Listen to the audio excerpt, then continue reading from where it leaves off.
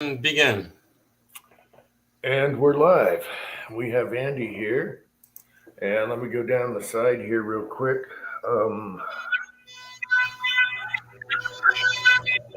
We have horns. Okay. Trees are blowing his hair. Vanessa Kitty. Uncle John. Reloader 762. Tactical Fudd is here. Hey. Booze and Bullets. He's walking his dog right now. Okay. I think that everybody so far. Yeah. Whoa, that's lagging. My internet might be bad. It's kind of a moist snow out there. I don't know what's going on, but it went out today for 2 minutes.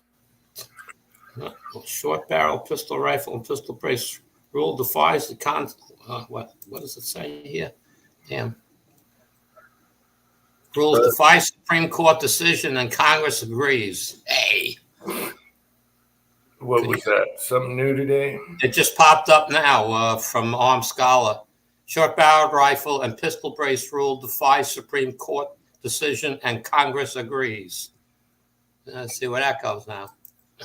Defies. What are they? What? Okay. Let's see. James Pollard's here. West Covina Dodge is here. Garage Guy is here. And Barbie Barlow is here. Yeah.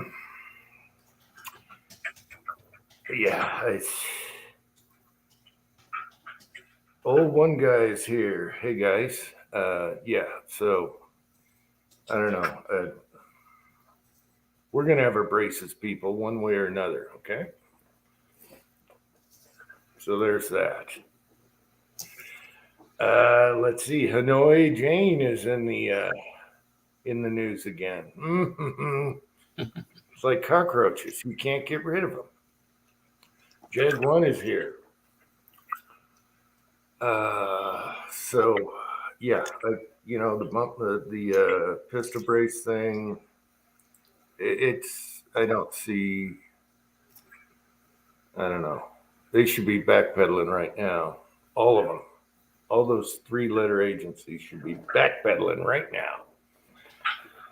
How about making some arrests? Huh? Making arrests. That'll help. Arrest some of these people for the wrongdoings they did. Yeah, hopefully they're getting interrogated, but it's the same old thing.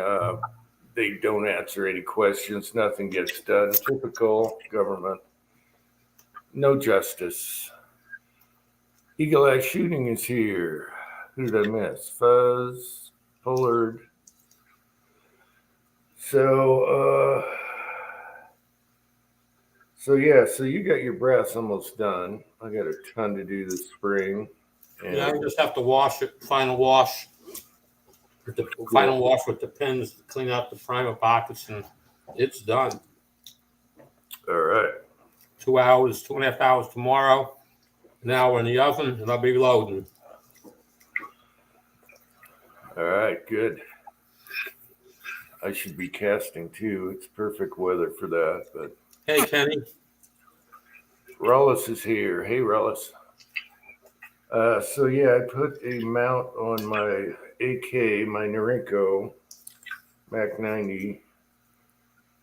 And the funny thing is, my son has a side mount on his that we didn't sight in, and then I put one on that goes in the sight because I don't have a side mount. I prefer it that way anyway. So I go to sight mine in, and I'm shooting. I'm trying to keep it in the. My front post has a shroud that's totally. Oh, thank you. My front sight has a shroud, so it's totally covered. So I was trying to keep the dot in there, because I'm looking down the sights pretty much. No, it was shooting high, so I had to. I put it right on top, and that's awesome, and it's straight with it too. But I started off shooting high and having to bring it down. We're just shooting from the garage door because it was snowing. He whips out his mount. Neither dot has been sighted in. Neither mount has been put on before. And he is just like scaring the bullseye on the left. And then he brings it over. In 5 shots, his was centered. So there's that. So that was our day yesterday. I have a big long video on it. It's too boring. I'm not going to put it. I'll streamline it somehow. So whatever.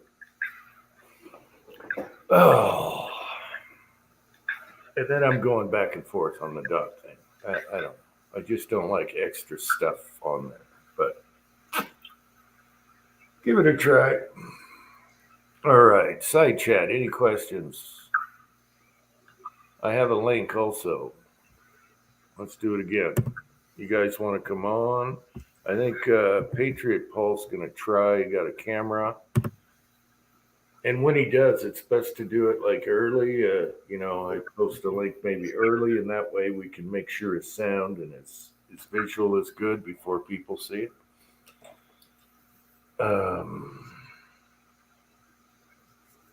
I was hoping 6-shooter Texan would show up. I got a sub today. Someone subbed to me, so of course I subbed back. And I'll post a link to that maybe once 6-shooter Texan and Tin Man's here. Anyway, so I'm like, okay, I'll sub back, and then I, check, see what kind of videos they are before I sub back, in case they're weirdos or something. He was doing tail wads. And here you go, Kenny. Anyway, so I click on his video, and he's got all kinds of different modifications to tail wads, right? But then he mentions me in the video, so I thought that was really cool. And he's doing a trimmer right now. But yeah, he's all over. He's got all kinds of different designs. And so I'll post a link to his channel. He's Top Gun with a bunch of numbers behind it, and no way I can remember that, but I'll post it up here. I was just kind of waiting for Tin Man and 6-shooter Texan because they like to play with those printers. I'm a monkey. I don't play with printers. I have the Sundisk. So I'm very happy with those tail wads, mainly because you got the spacing. It's there. And when I came up with not having to crimp, I thought that was awesome because it's working. And it's probably causing less mayhem as it leaves the barrel, screwing up the accuracy. So I think they shoot really good. I have a buried swinger out there, which I can't even, it's totally under the snow. So I do want to shoot it at like 70 yards. So maybe I can pop it at 50. I can see my bucket. Maybe I'll do that. I just can't go out there and show it, but maybe through a scope or something. I don't know. Let's see. Or we get Uncle John's, gosh darn it, we got to run that thing. Uncle John's drone thingy and fly out there and look at it. We gotta do that while there's still snow so we don't break it on the ground landing. Oh, sorry, Uncle John. We'll get to it. We got to do the directions and all that. It's all charged up. Sorry, Uncle John. Tumbling is okay with round ball. Yeah. Tumbling is great with round ball. Yes. Preferred, actually. Yes. So, where are you at, Pat? Are you working? Or are you out eating?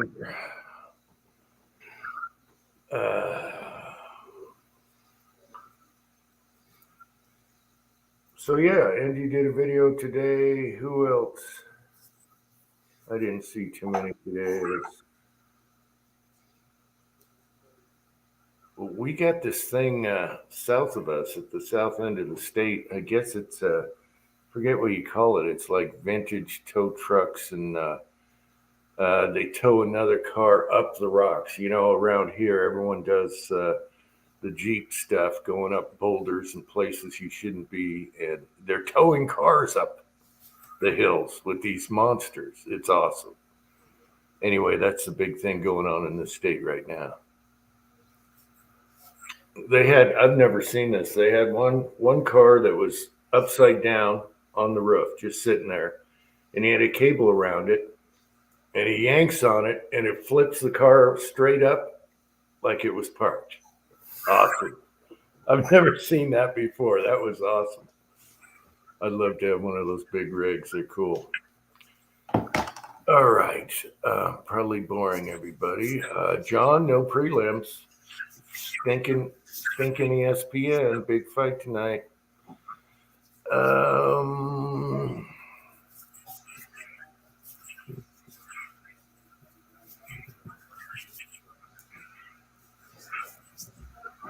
So I think Pat's probably tried duplex at one time of something.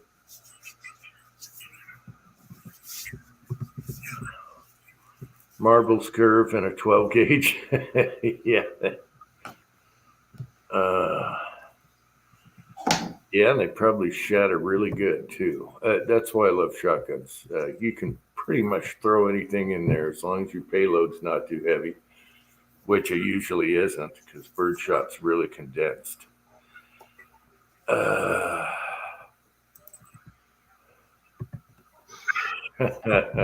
Yeah, I would trash a vehicle in the boulders up here. Two FX XFL. What is XFL, garage guy? Is that a football thing? Another league?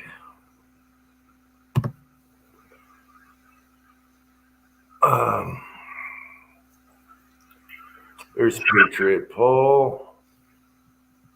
Hey, Patriot Paul. Now, when you get your camera all set up, next chat I'll try and post a link like 10 minutes early, and that way we get your sound right and visual before anyone sees it. Because only backstage you can see that stuff. That way it won't be, we don't catch you naked or anything. All right. Look at his logo. I bet he's naked all the time. Yeah. Is that a rifle? Or are you just happy to see people? All right, whatever. Okay. And I'm drinking water, okay? And we're already weird. You need a drink to get you straight. No. Let's see. Sea dragons. So my RCBS Trim Pro 2 powered unit is giving me trouble. Oh. That's the one with the bar, right? And the quick. It has a motor attached to it. Yeah, it's the long one with the bar. Yeah. And I'm going along trimming 3 and a blackout. And I don't know. It's like the I don't know what you call that piece. Part that goes into the thing that aligns it. Yeah. Anyway, I'm realizing it's fitting like tight into my brass, and I don't know why. So I pull out a 3006 case, and I quickly change over for the length of 3006. And it's the same issue. It's hard to go. It's like, hard to get in. I'm trying to figure it out. Yeah, it's like the mandrel or whatever. Yeah. I've had that happen to me with the motor on the hand crank, and I'm trying to remember what it was. And well, anyway, it wasn't like and it was like rubbing the inside of the brass a little bit. You know what I mean? It was like leaving score marks. Yeah, it was really tight. Yep. Okay, and then I went back to the 3 and a blackout, put in a piece and tried it again, and it went and started trimming. I did another one, started trimming. And the third one, it locked up, twisted the brass, and bent the plate that holds the bullet, the shell in. And I think it bent that mandrel or whatever that pin is called. It bent that too.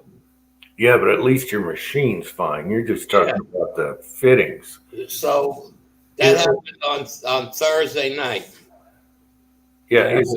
Is Is the brass lubed or dirty still, or? No, when I after I chop it and deprime it, okay, it goes into a quick wash, okay, with just soap. Then they're uh, sized. I lube them and size them, okay, and then I clean the lube off, and then I continue. All right, I wash it in the tumbler, and then I continue. Now I did about whatever 800-900 with no issues. All of a sudden, it was getting tight. Yeah, it happened to me too. Maybe maybe it got warm. I don't know, but I mean, what this started when the next day is when it started, and I only like 4 pieces of brass in. It's like, what the hell? Okay, so it's not screaming hot and it expanded or something. Yeah, I mean, it's because nothing they're like that.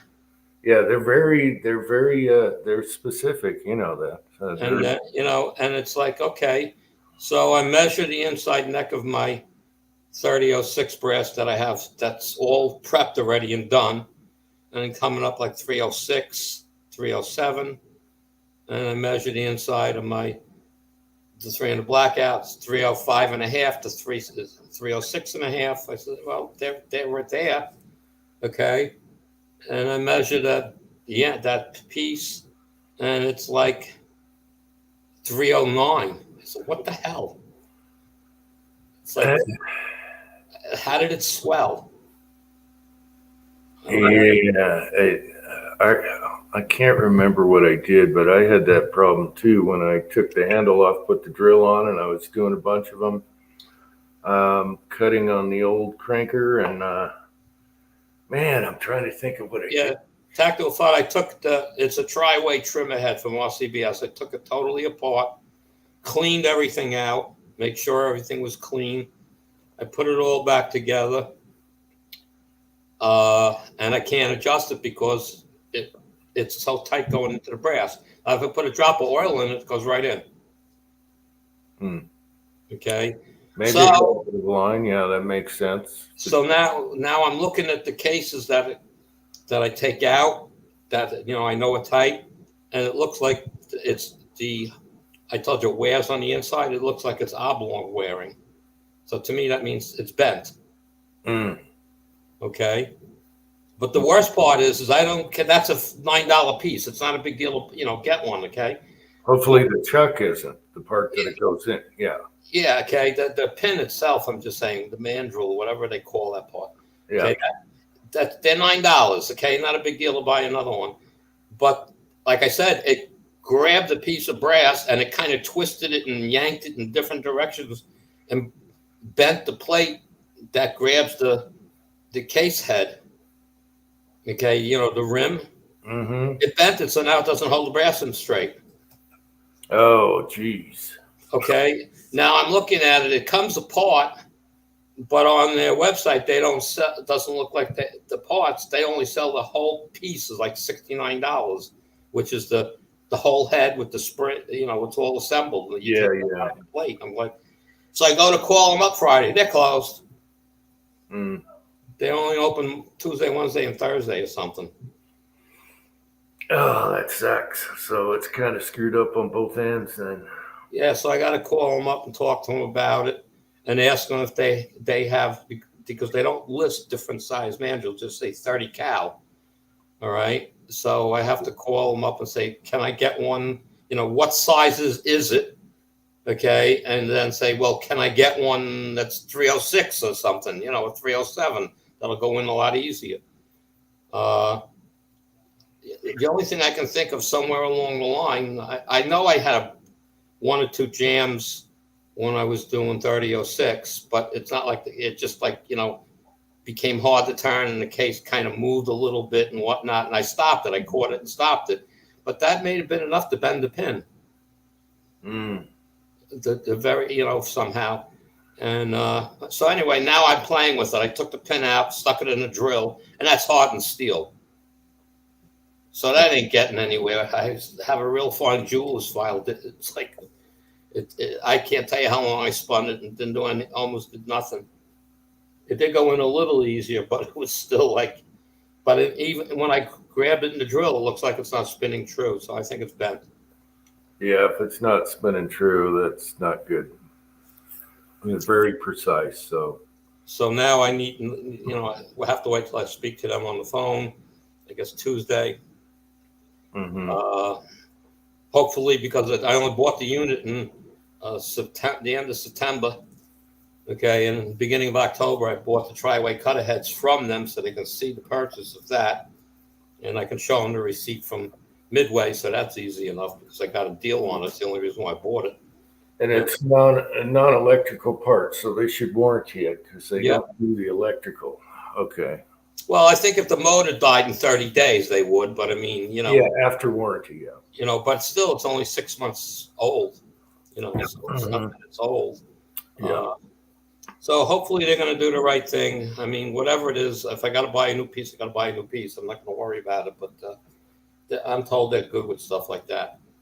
So, Well, yeah, do a review on their service.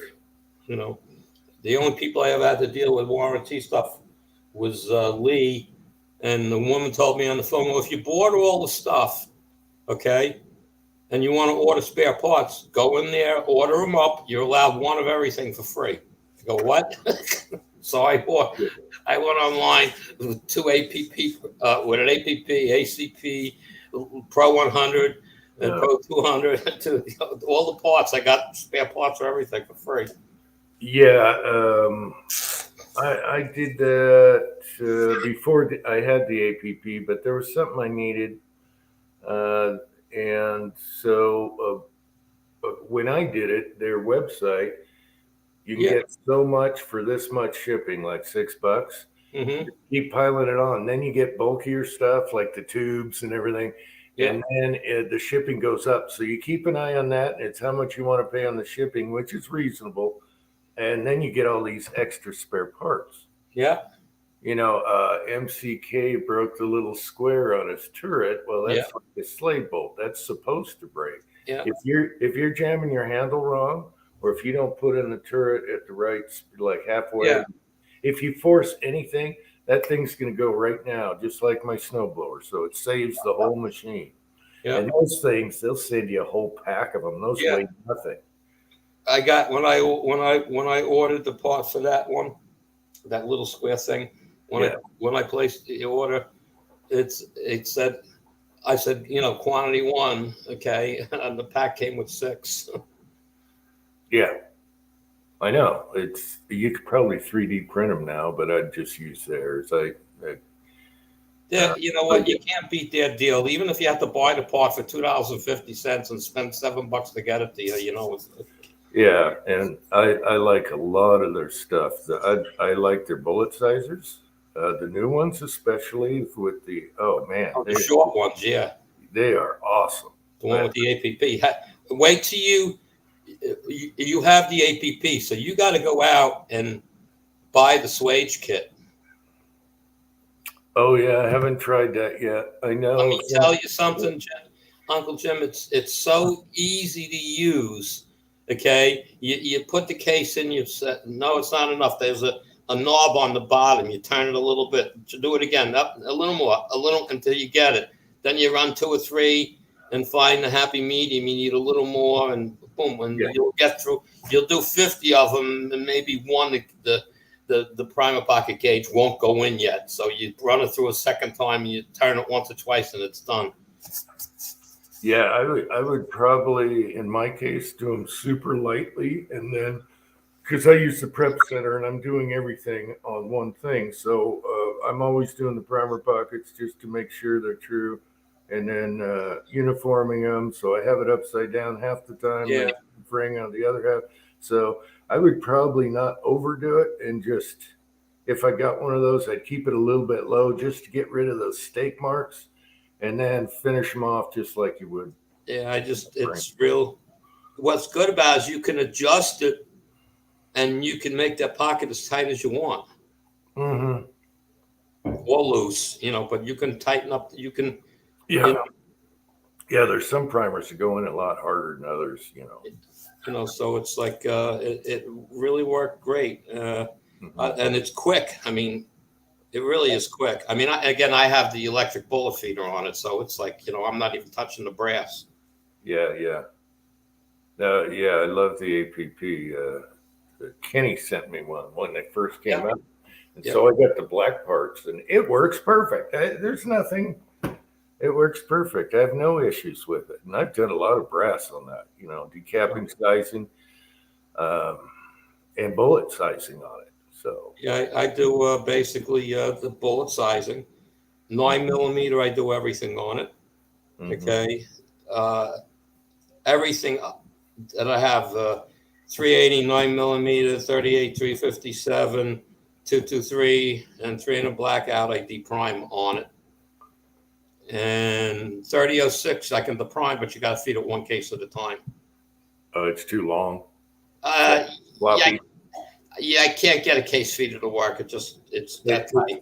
too floppy. Yeah. It just, I mean, if you do is you can drop them, but it's so high. The bull half the time the bull goes flying when it drops. It's Yeah. just too long of a case to do that. But you can manually do it. So if you set up, it's not a big deal. Yeah. Kenny Eagle Eye sent me a claw. Like Yeah, I know. he was playing around with the 3D printer, and I guess he just gave up on those. But that did help with the longer cases, like 357 and stuff. You don't get spitters. It feeds them straight. There's no tilting. And maybe I should. I wonder if he's got the CAD for that. Maybe I should print up a couple. And you gotta kind of like polish them and do some hand stuff with them. Yeah, I got a set from Kenny, and the same thing. I used them for a little while. Yeah. And then what basically changed is I got some 3D printed stuff from a guy who worked with me to make some stuff before anyone else actually had it out. The actual real bullet feeder. It's just a solid piece that a round hole in it. Instead of the Lee stuff, and that solved all the problems as far as bullets going flying. And the same thing even with the brass one. Again, I use the electric feeder, so it's only a single tube. And this thing is very sturdy, and you can play with the alignment, how it sits over the slider. And once you get that alignment dead nuts, you don't fly any cases. Yeah. But that was something that was one of the best, a really great thing that Lee came out with. And I mean, nobody's got anything like it. I know, and there was a lot of poo-poo in it when it first came out, and some people were struggling. They didn't understand the spring, how it should be turned. And oh yeah, well, and it's like the Hornady powder drop. Everybody bitches about that. So look, I'll give you $50 for yours. Send it to me. yeah. You don't know how to read the instructions and you apply them. That's what the problem is. Yeah, a lot of times you'll see with guns, reloading, anything else, cars, there's a lot of user error and they blame it on the product, Yeah. And it wasn't really the product's fault. Completely. I call it an ID10T error. Pat knows what that is.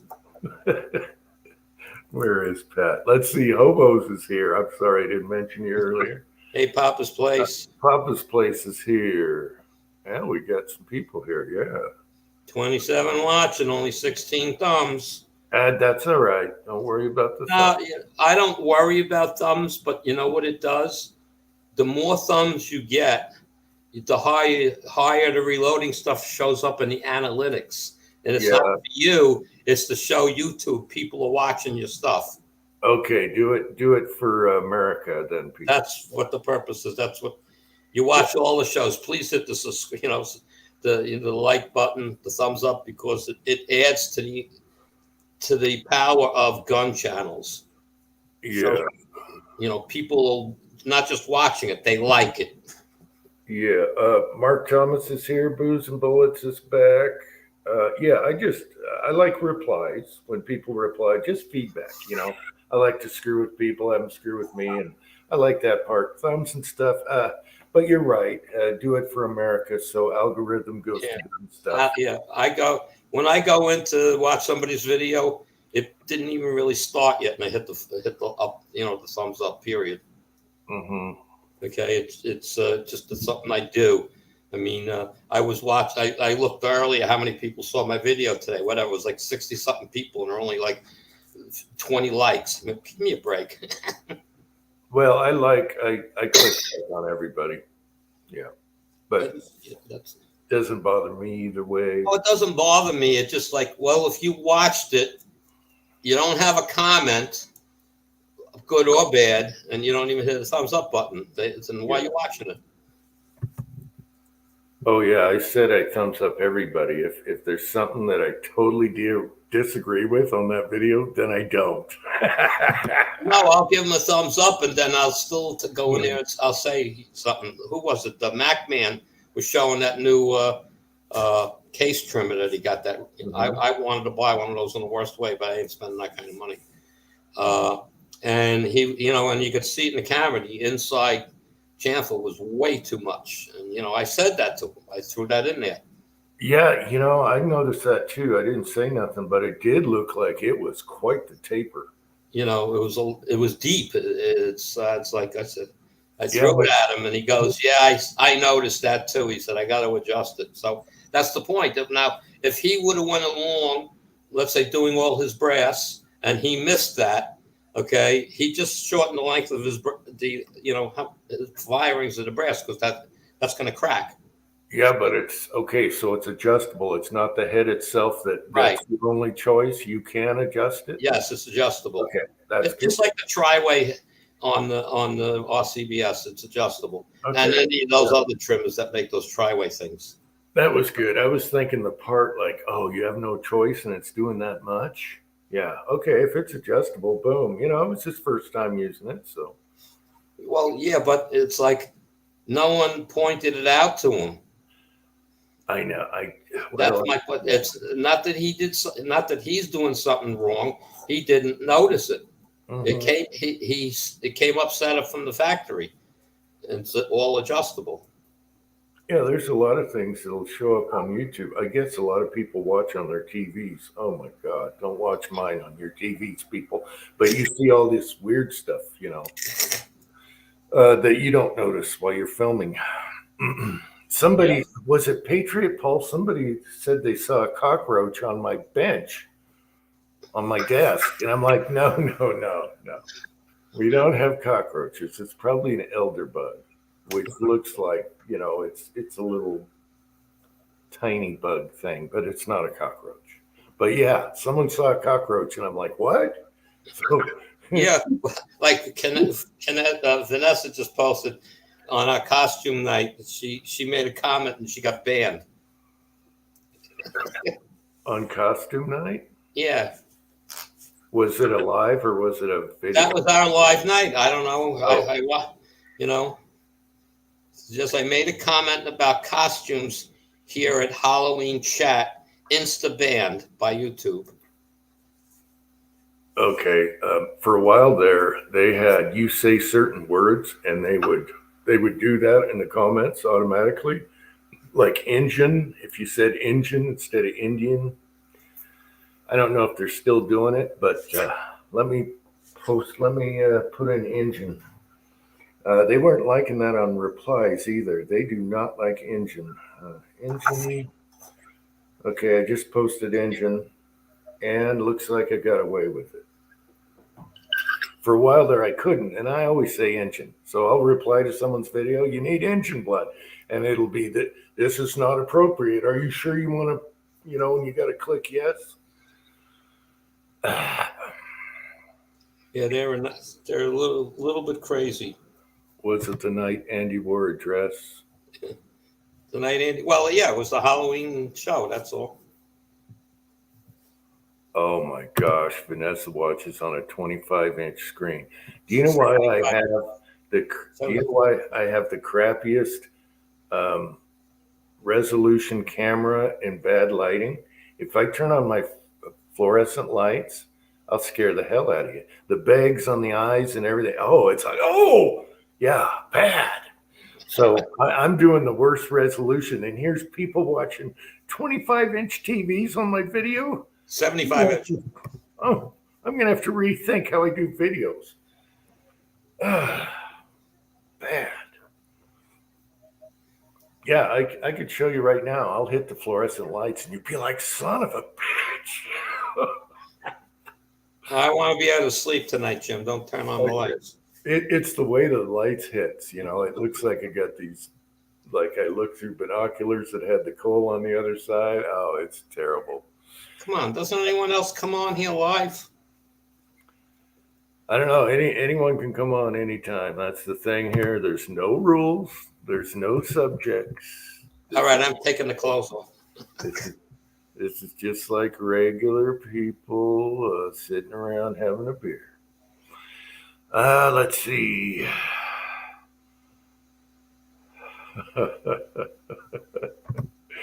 Yeah, I have not. I have a 75-inch. Yeah, 80, 75-inch. I have not watched one of my videos on there. That's scary, especially if it was like in 4K. I do a 1080. Yeah.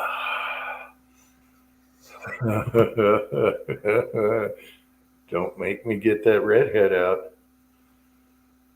The red wig's trouble. All right. I don't know where Tin Man is, Patriot Paul, or Six Shooter, because I was going to post a link. Maybe I can do it in a vid. Tin Man's probably still dealing with the kids. Oh. Okay. Did he? Where is he? I don't see him. No, I said he's probably playing with the kids. Oh, yeah. Yeah, kids are work. Yeah. So I got a solution to my electric brass / bullet feeder not being able to feed 300 blackout too well because the brass feeder for rifle calibers is the space between the tabs is way too big for that. So I had to tape off the slots and crazy things to make it work. And the guy that made it, he says he never made a 300 blackout plate. He says, what you do, he says, what's the largest pistol caliber you have? And I said, well, the plate's this large pistol. I don't know what that is. He says, oh, that'll do up to 45. That'll work. He said, get 2 old CDs or 2 new ones, whatever, and put them in there. Take the plate out, put the two of them in there to raise the height of the plate a little bit. He said, drop that large pistol, the large brass plate in. He says, and it'll work. He says, it's not going to work 100%. It'll work at 85%. He says, you might get a jam or two, but it'll feed a lot better than the other things. So I was playing with that later downstairs. Took a bunch of brass through it in the hopper and did that. And it's like, wow, it fed like 8 out of 10 cases without any issues. So it was pretty good. Yeah, the spacing idea is a good idea with CDs, you know?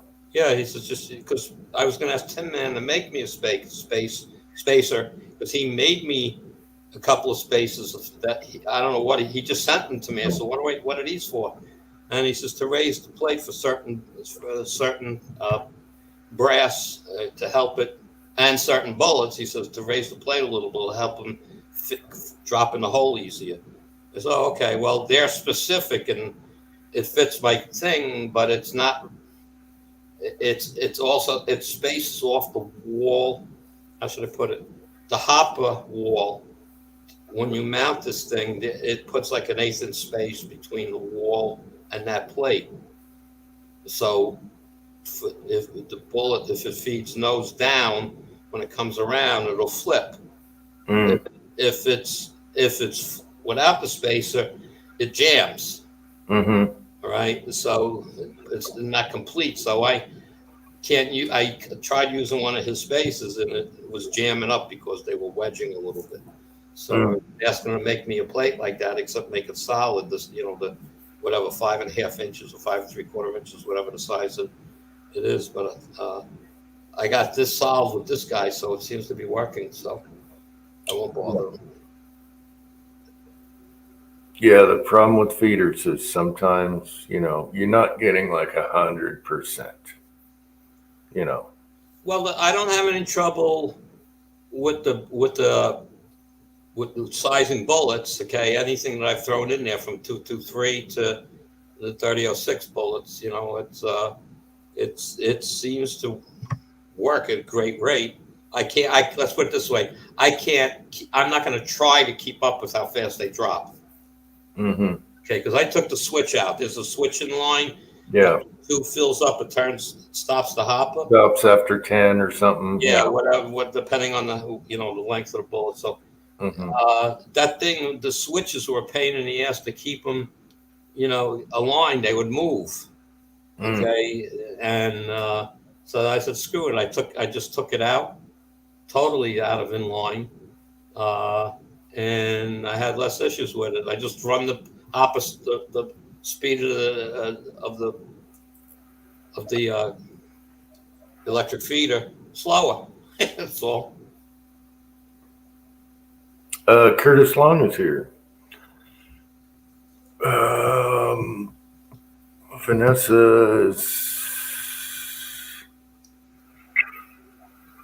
She's struggling with something earlier. I missed it. Something to do with welding.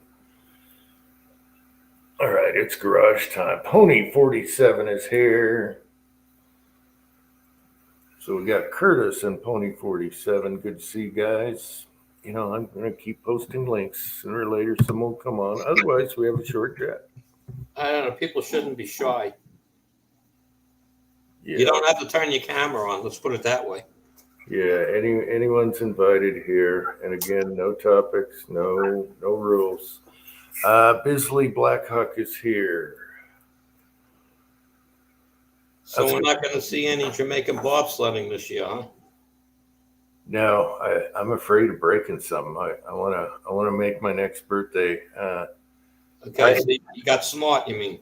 Well, I thought about it, and okay, let's be honest. I'm too lazy to walk back up in the snow.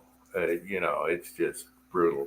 So have your son go down with the thing and go down with the quad, drag me up. He's done that before. Almost ripped my arms off, but yeah. Yeah, I don't know. We were supposed to do a snow bike this year, and we never got it. We've been too busy. I want to do a snow bike and do that down there, and it just cuts to a snow bike instead of this. I'm holding the sled, yeah, and I need a better sled. Those are very hard to maneuver, and so I flip on the corner. Or you run out of steam because you need steam going down the next section to build up speed for the hill down there. So, yeah, it's a pain. It's laziness. I didn't want to walk. Fill up the costume, that inflatable costume you have, sit it on it and let it go. See what it does. Can you imagine that on a snowboard? Oh, that'd be do. Oh, that'd be funny. Neighbors and binoculars. What the hell is that? Hey, if you wear that and you fall, you'll be cushioned. Yeah. Yeah, that's true. That's what I worry about, is breaking something, because I've flipped at least half a dozen times in those videos. So never mind slipping, man. You can't control that thing, and it's going over the edge. Yeah. Well, right now we got huge walls. A lot of snow this winter, which is good. And breaking body parts is always a great option. I don't want to push my luck. That's what I don't want to do. So, all right, it's garage time. I'll go off camera for 1 second. We'll be right back. All right. Oops, I got to turn the camera off, don't I?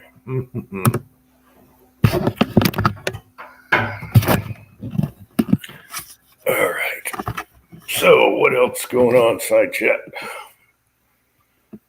So, side chat been out shooting, making stuff, having fun.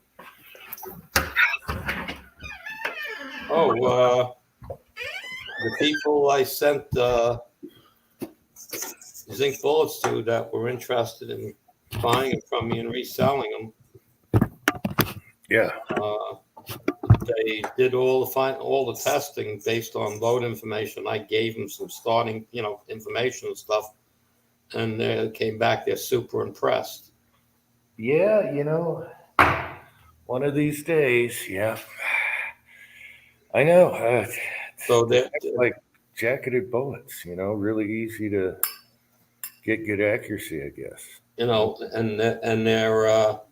they've given some out now to some friends per se, other that buy from them and said good customers and stuff, and they're waiting for their final replies. But it looks like they're going to be giving me an order soon to buy them.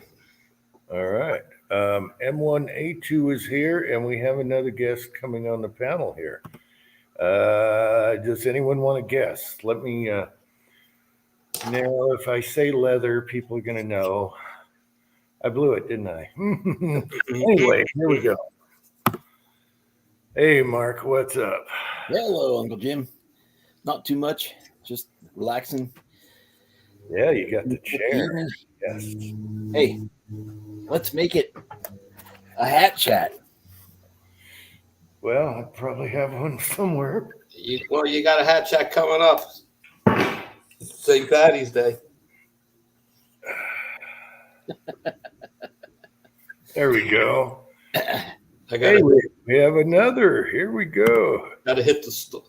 Hey, Julio. It could be Rogue Hey, Knight. how are you?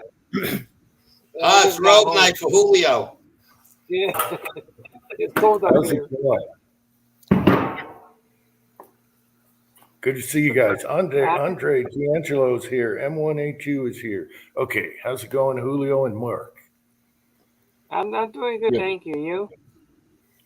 Good.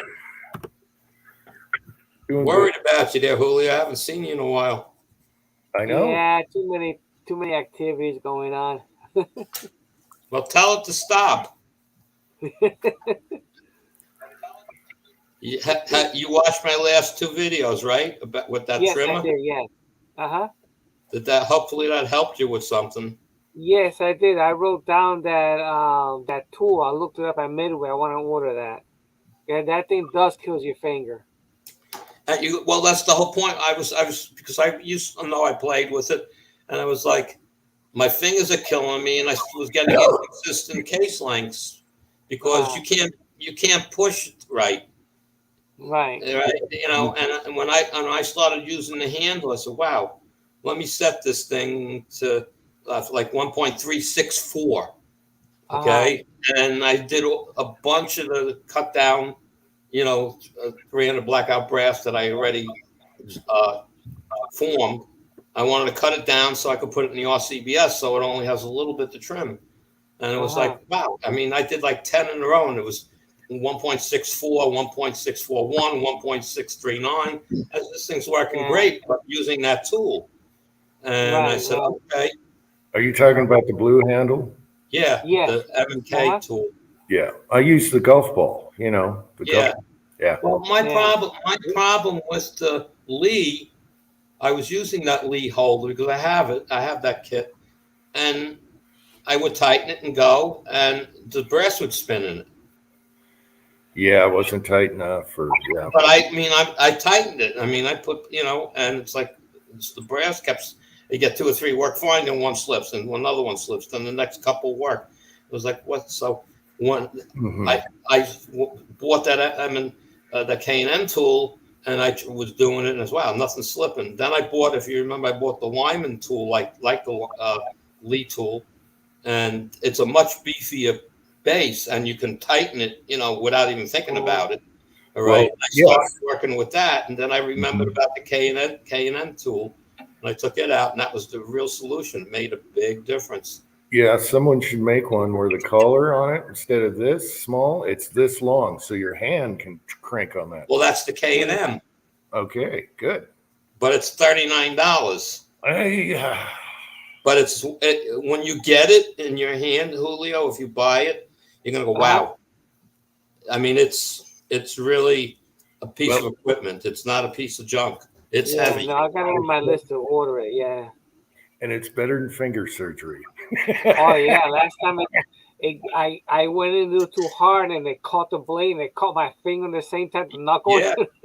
That hurt. Yeah, you gotta when you get that handle attached, going slow, you'll get the feel for it. Like I run at about 6.5 on the knob and the speed, 6.5 to 7. That seems to be a good spot. But that was 300 blackout. I don't know what 3006 will do, but it should be Right. It's going to be a little different. But and once you get that, what I did was, again, that brass length is going to be determined by your resizing. So if you're saying Sammy 0 is where you're trying to set your brass to, and they're coming out -1 and +1, then your sizing is going to be all over the place. But only by plus or -1. Right. 1,000th. So it's not a lot, okay? But if some of your stuff is +3 and some is -4, when you're sizing, then it's really going to affect the overall length when you trim it. So that was part of the first video, talking about do the first resize, open the press, turn the bullet a third, resize it a second time, and a third time, because the first time, and people just go down and up. They go too quick. Go down, count to 3. The brass is going to spring back. So the longer you hold it in that compressed state, the less spring back. Then you turn it. You do it 3 times, and if you measure her each time with, I'm measuring the Sammy spec each time with that Winslow. Wyndham Gunworks. Okay, and the case gate, and you measure it. Okay, after each time you do it, you'll see it changing.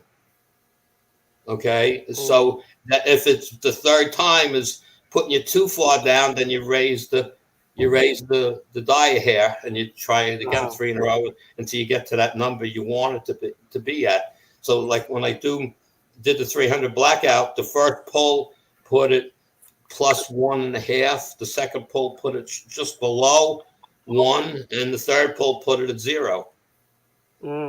It's just because by twisting the brass like that, you're sizing it 3 times, and it's starting. It's not the spring back stops dropping off, springs back less. So I'm just saying, if you're trying to make more accurate ammo, that's what I'm trying to get at. Okay, it's not going to. The average plinker, it isn't going to matter if you're plus or minus 1. If you're trying to trim one, not especially. 59 don't matter, but 61 does, because 360 is the max. So that's how I try to. Yeah, 300 to me. Oh, go ahead. That tool that you have, that you showed today, that 2-piece, I have one similar to that from RCVS for the 308, and that's pretty cool. I like that. I get a little more detailed measurement when I use that. Right, but those are, and they're not expensive. I have one for 223, the 300 blackout and 3006.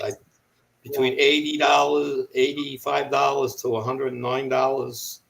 Okay, and you think about it, if you go by that comparator with the gauge thing, that High-Buy always shows from Redding. Yeah, that thing is a great tool, but you're spending $180 something just for the gauge setup. Then every one you got to buy another die for, and those dies are like $120 a piece. So this is cheaper, and you're not out of your press and stuff. It takes 2 seconds for it to work, and it's once you get it set, you're good. But again, if you're picking up range brass, it's a pain in the ass because it's all over the place to start. If you're doing your brass and your gun, it's going to be more consistent. So therefore, when you go to resize and you've got it set, it's going to be that all the time. And it's what's going on, everybody? How you doing? Doing well, Mark. I see you. I know Mark hasn't got a word in yet. Other than that. I'll be leaving shortly, so not a problem. No, that's okay. Andy, I'm just No, I know. I'm just leave. You know me. I leave at 9:00 anyway, so it's, Yeah. you know, I didn't take my pills yet, so you got at least 10 minutes to go. Well, you got to give you time for your Viagra to kick in. So Yep. And the side chat had a lot of stuff. Someone got 40 feet of snow. 40 feet of snow. Bisley. Or California, 40 inches. hammered. 40 inches of snow in one night. No, they said rain. Wow. They measured rain. Oh, It was on the news. They measured rain and over whatever period of time, and they got 40 inches of rain. oh, okay. Can you imagine if that was snow? That's flooding. The rain's probably I know. worse. The rain's moving. The snow just stays. That's all right. But Yeah, the snow has to melt. It don't melt all at one time. So yeah, that would be that down the hatches. Put your pirate outfit on. yeah, we're having Get your boot waders out. Yeah. we're supposed to have some nasty weather. I think Tuesday or something that year. Oh, it's cold and misty and rainy all day. It wasn't really rainy. It's just that misty, damp cold that eats through you by the end of the day. Tin Man sighting. Yes. And Pat, West Covina. Okay, Antonio, I know you want to come on here, but I can't let you. I'm sorry, buddy. Antonio's back. We love you, guy, but I can't do that. We're gonna have another guest on here in a second. Okay. All right.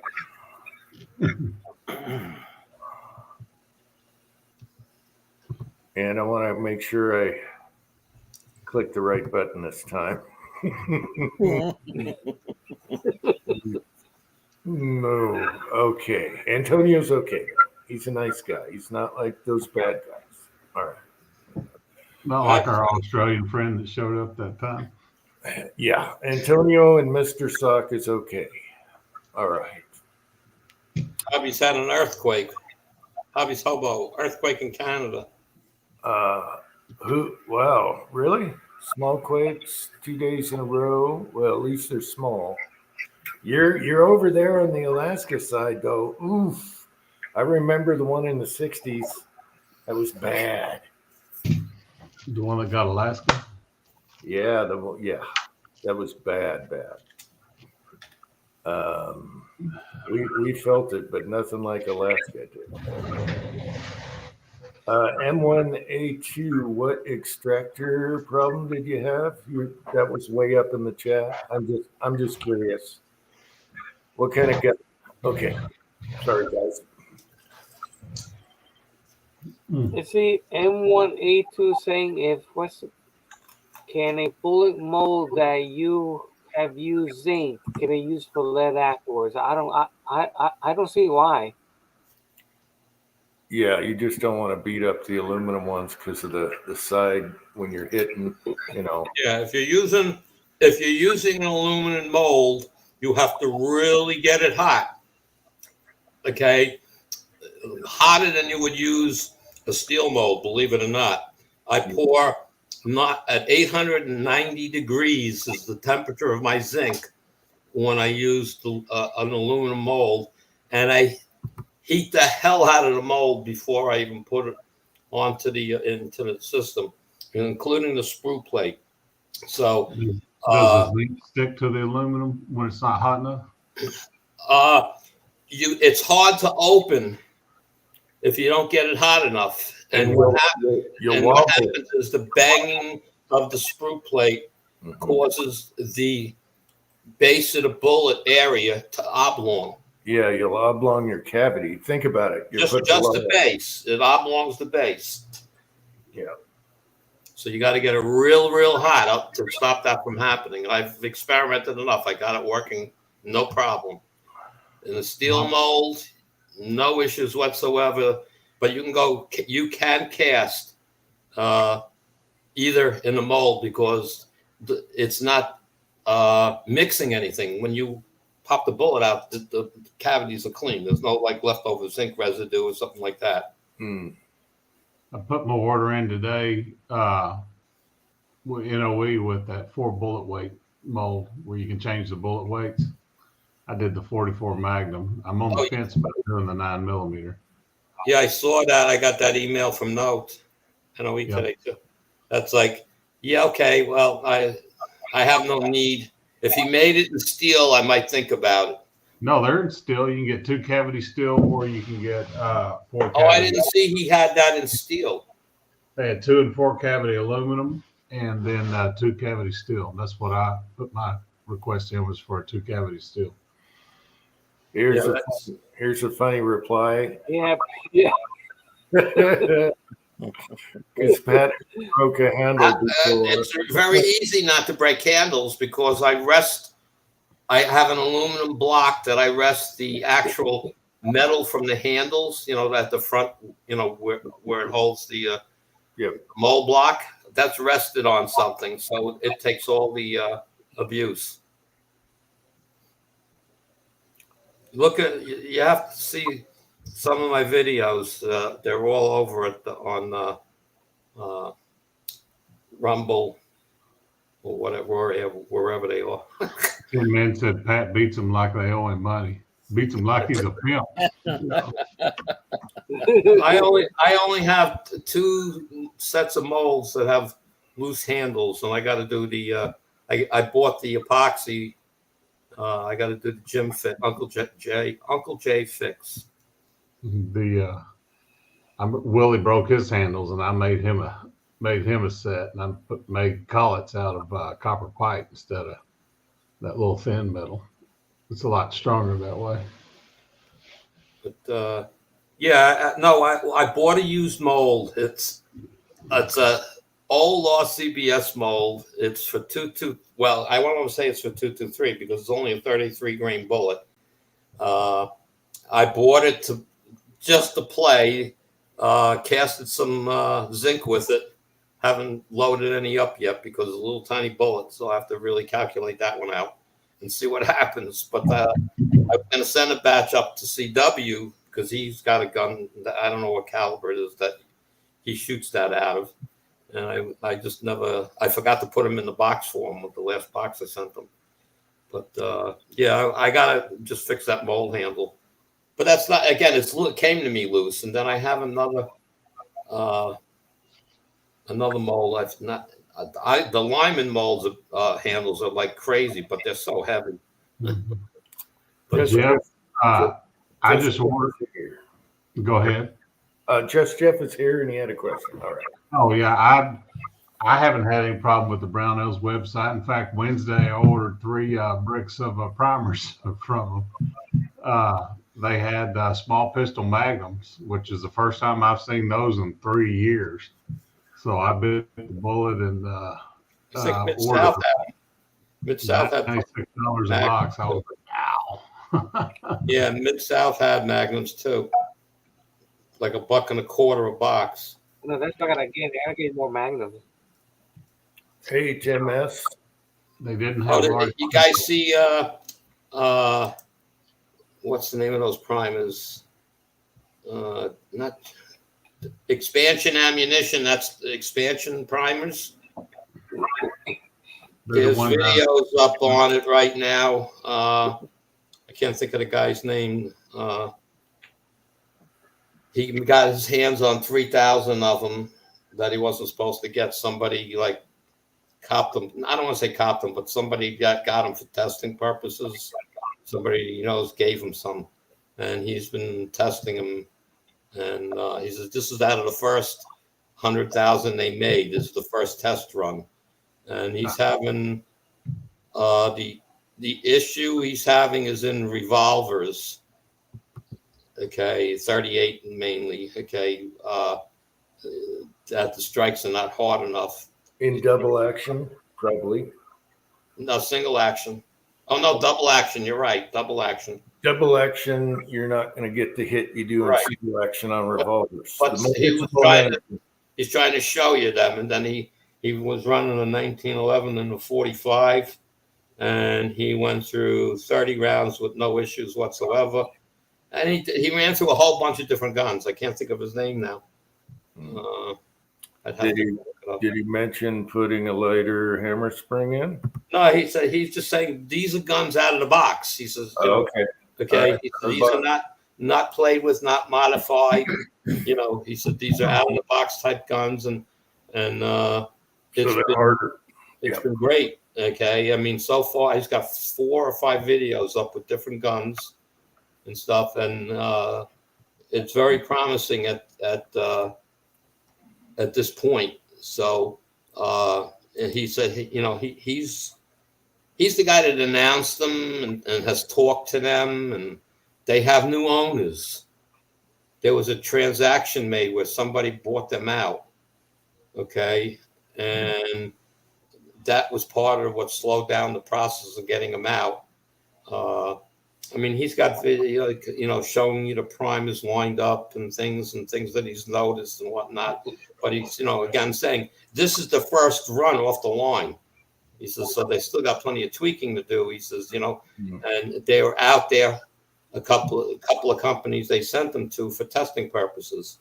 And one of his friends that works at one of those companies sent him some, and he's loading them up and shooting them. And he's at an 80% level in his mind, you know, as far as, you know, how well they're working, you know, doing loads with CCI primers versus that primer, same load, same bullets, same everything, and showing you his grouping and stuff. And I'll tell you, it's not bad. I mean, you know, like anything else, you switch your primer, you got to rework your load. So he's just trying to show you here's CCI and here's this, and still got good groups. They were a little bigger.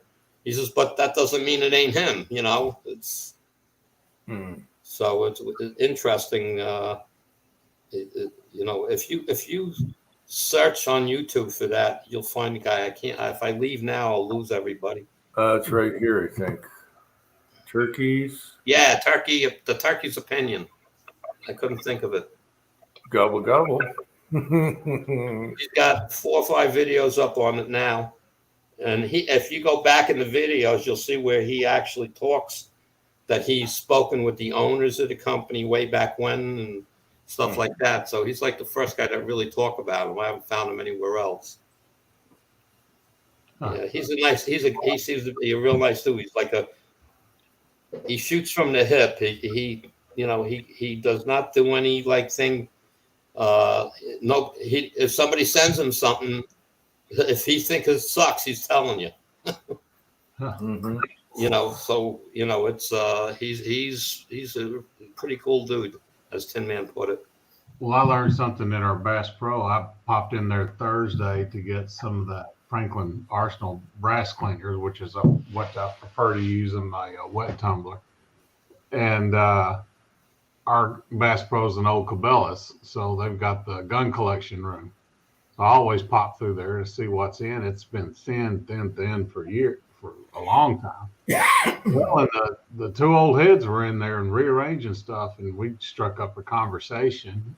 And I was like, golly, I said, I've been looking for a 44 revolver for a while. And he was like, well, funny you're saying that. He said, Bass Pro and their buyback program sends every gun to the ATF to make sure they're in compliance. And for the last 2.5 years, they've been sending in their serial numbers and no response. Well, they just got in 2 years worth of responses back from ATF. So he was like, well, if you come back tomorrow, I'm going to have a couple of Model 29s, one stainless and one's a blued with a scope on it and blah, blah, blah, blah. And he said, we're going to have this rifle and that rifle. And he just kept rattling them off. And I got all excited.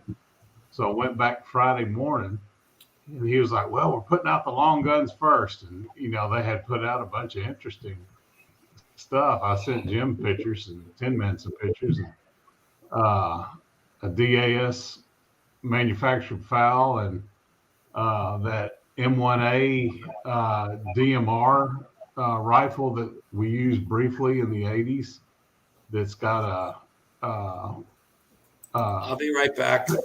has a quad rail chassis on it and collapsible stock and all that from the factory. So I've never seen an M14 or M1A set up that way. And then the CZ 870s, I mean, they had several Garands. So it was a Chinese SKS, a couple of M1 carbines they put out there.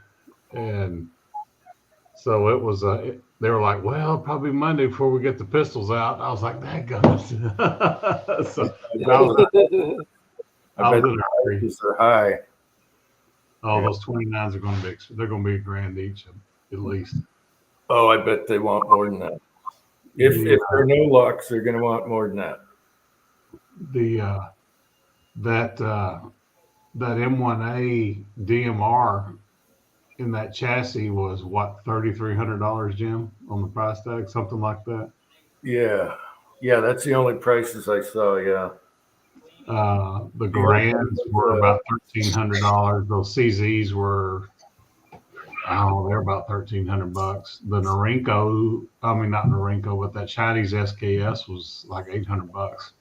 Ooh. Yeah. Well, Yeah. Good luck with the 29s if there are no locks. No. I'd keep an eye out for some Red Hawks. That's what I went in asking for. I said, what I'd really like to have is a Red Hawk. And he said, funny you said that. We were just talking about that. He said, right when COVID hit, they couldn't give away Red Hawks. They had 44 Magnums, 454 Casuls, and they sat in the case forever. Too expensive to buy ammo. Yeah. But and then when COVID hit, they said when COVID hit, everybody wanted the biggest guns first and worked their way down. He said it was funny when the shelves were emptying out. He sold a guy a Henry Golden Boy that was in 41 Magnum. Ooh. And he said because there was 5 boxes of 41 Magnum on the shelves, he bought that Golden Boy because it was the only 2 things he could match up. Man. Yeah, good luck after that. Yeah. But if you load, like everyone here knows, it is super cheap and easy on the big boards. Yeah. I'm still doing 9mm cheaper than I can buy it for. Yeah. I'm saying 9mm, $19 a box now. I know. What happened to 450? It drives me crazy. Yeah. It's primers, I guess. Idaho Rogers is here. Well, we're hoping this the new primer factory is going to take an edge off of that because they've already got contracts to sell to the manufacturers, but they're promising they're going to put them out there for the public as well. Oh, did everybody hear that Remington is starting to make bullets again? Remington's in full production. Yes, they started making it again. Yeah. Mm-hmm. A couple of weeks ago, I heard that. I saw a video on that. It popped up. Last fall, they reached 3rd shift in production. In fact, I grew up about 20 miles north of that plant. And a lot of people from my hometown work down there. Mm-hmm. And they are not doing shotgun shells there right now. That's being done over, they still have the shotgun, they have the shot tower there, but they're just doing all cartridges there. They're doing center and rimfire there. They're not doing shotguns yet. I saw on my side pop-ups when you're watching videos, Remington is back. So I click on it. They showed shotgun shells, but they showed their processing ammo and how they're going to be the best. You know what my reply was to the video? Start with primers. Yeah. They make their own primers there. They're in a separate small building. Yeah. And in fact, I knew a lady that worked in the primer. They called it the primer room. And they still do it by hand. They use the vibrators that put them in a big rack, and it's like doing a silkscreen T-shirt. They take that smear and So it's not. They're not automated. They What still about do. employees with it goes into their coat? That's right. Well, they take that putty, that yellow putty or whatever, the primer chemical, and it's wet when they do it. They smear it down through the cups and put it on a drying rack, and that's Yeah, what they it do. has that. Yeah, it has that clay color look like when they're spreading it. Yeah. Mhm.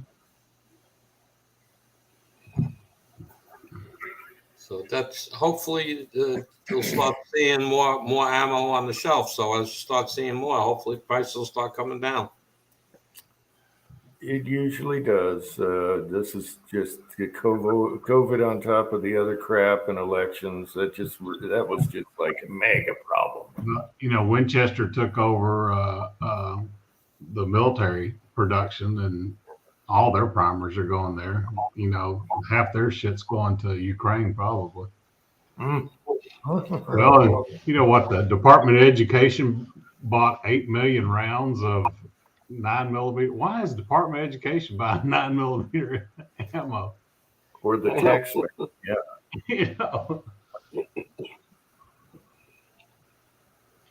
Let's see here. Idaho, if you got a Dillon, you can pump out a lot of 9. 38 especially. 38's more money than 9 is, isn't it? 38's super cheap to load and cast for. Doesn't take much powder. 9mm doesn't take much powder either. I mean, Tiger 3.8 grains and you're done.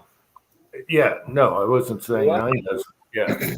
Powder and bullets are easy to come by now. Gosh, at Bass Pro, I bet they had 40 different kinds of powder on the shelf and a bunch of 8-pounders.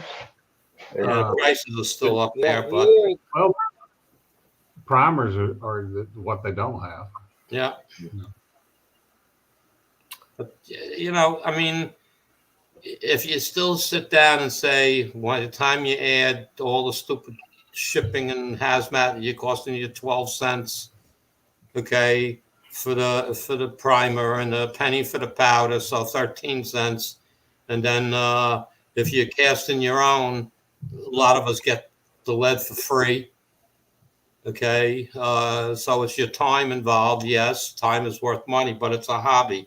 So anybody with a hobby, their time has got to be filtered in as a cost for whatever they do. Nobody does that.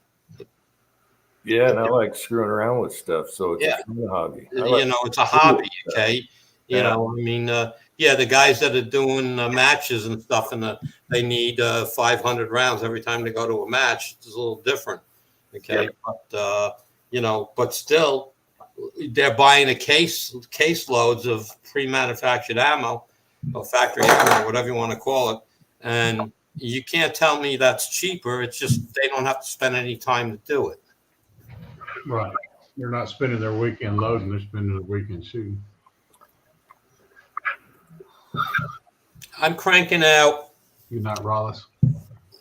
I have all my brasses prepped with a primer in it on 300 blackout. So all I'm doing is powder, seeding, crimping. All right. I'm dropping 100 an hour out of the Lyman All-American 8. So I have 3 powder measures dropping powder. Okay. So I funnel. So I prime, 100 rounds in minutes. So it's I use a powder drop in 300 blackout. I treat it like pistol. You're using pistol powder. Yeah, I'm done with just powder drops because I'd rather have a little more accuracy than being able to load 200 at a time instead of 100 at a time. So, even the 9mm, I never liked the powder drops dropping on my, the lead powder drops. They were never consistent. 3.8. Quantity. I don't usually use. So I just even look at the Dillon powder drops. People, go ahead, measure every charge out of it, and you'll see you'll get 2 or 3 good ones. Then one's up or one's down, and it's like, All right, does it matter 0.01 grains or 0.04 grains? Not necessarily, but if you're going for accuracy, then it does matter. And Did these any of y'all listen to the Hornady podcast that they've been putting out? And some of them have been really, really interesting on the ballistics that they've been doing. And they're talking about the difference in powder, difference in grains. And, I think they were talking about 6.5 Creedmoor at the time. But, they were saying, look, if you're 0.3 of a grain or half a grain off, it really doesn't make that big a difference in your deviations to worry about. So, people are like, they understand trickling and stuff like that, but they're doing samples of thousands and thousands of test rounds. Oh yeah, no, I don't argue that. I also don't deal with a chronograph. Okay, I go for the accuracy. I find a load that is the tightest group in that node, and that's what I go with. The deviation could be, who knows, it could be 90 for all I know, but the bullets is going through one hole. That's more important to me. Right. Well, that's what they're talking about with their groups, that, you in average barrels, a 1 MOA barrel is an average barrel, and they're putting 50 round groups through, and they end up being a circle, inside that group. Yeah. So a 5-shot group's not enough data to give you enough information to say if it actually is accurate or not. Hey, if you're in a hunting situation and you get a 5-shot group and it's in a 1/2 inch at 100 yards, go for it. That's what I did with the 300 blackout and my 30-06 at the hot load and the light load, and I got those measurements worked up with oddball powders, and those are 5-shot groups. So once I found the node, then I load 20 of them and have that work. Okay. Yeah, there's a flyer. Well, who was that? Me, or was it something I loaded wrong? So my concern is if I can put 10 shots in a 1/2 inch to 3/4 inch at 100 yards with any gun, I'm done. That's it. I'm happy. Right. But they had some really neat. One was internal ballistics, and that was everything from the time the primer strikes till the bullet reaches the end of the barrel. And they did a whole hour on that. And then they did another hour from when the bullet leaves the barrel till it reaches their target. Yep. And their pulse Doppler radar they're using now is they're getting a measurement essentially every inch down the range. Mm-hmm. That's how fast the pulse Doppler radar is. So they've had some real interesting podcasts. Then they'll talk about hunting in Africa, and I could care less.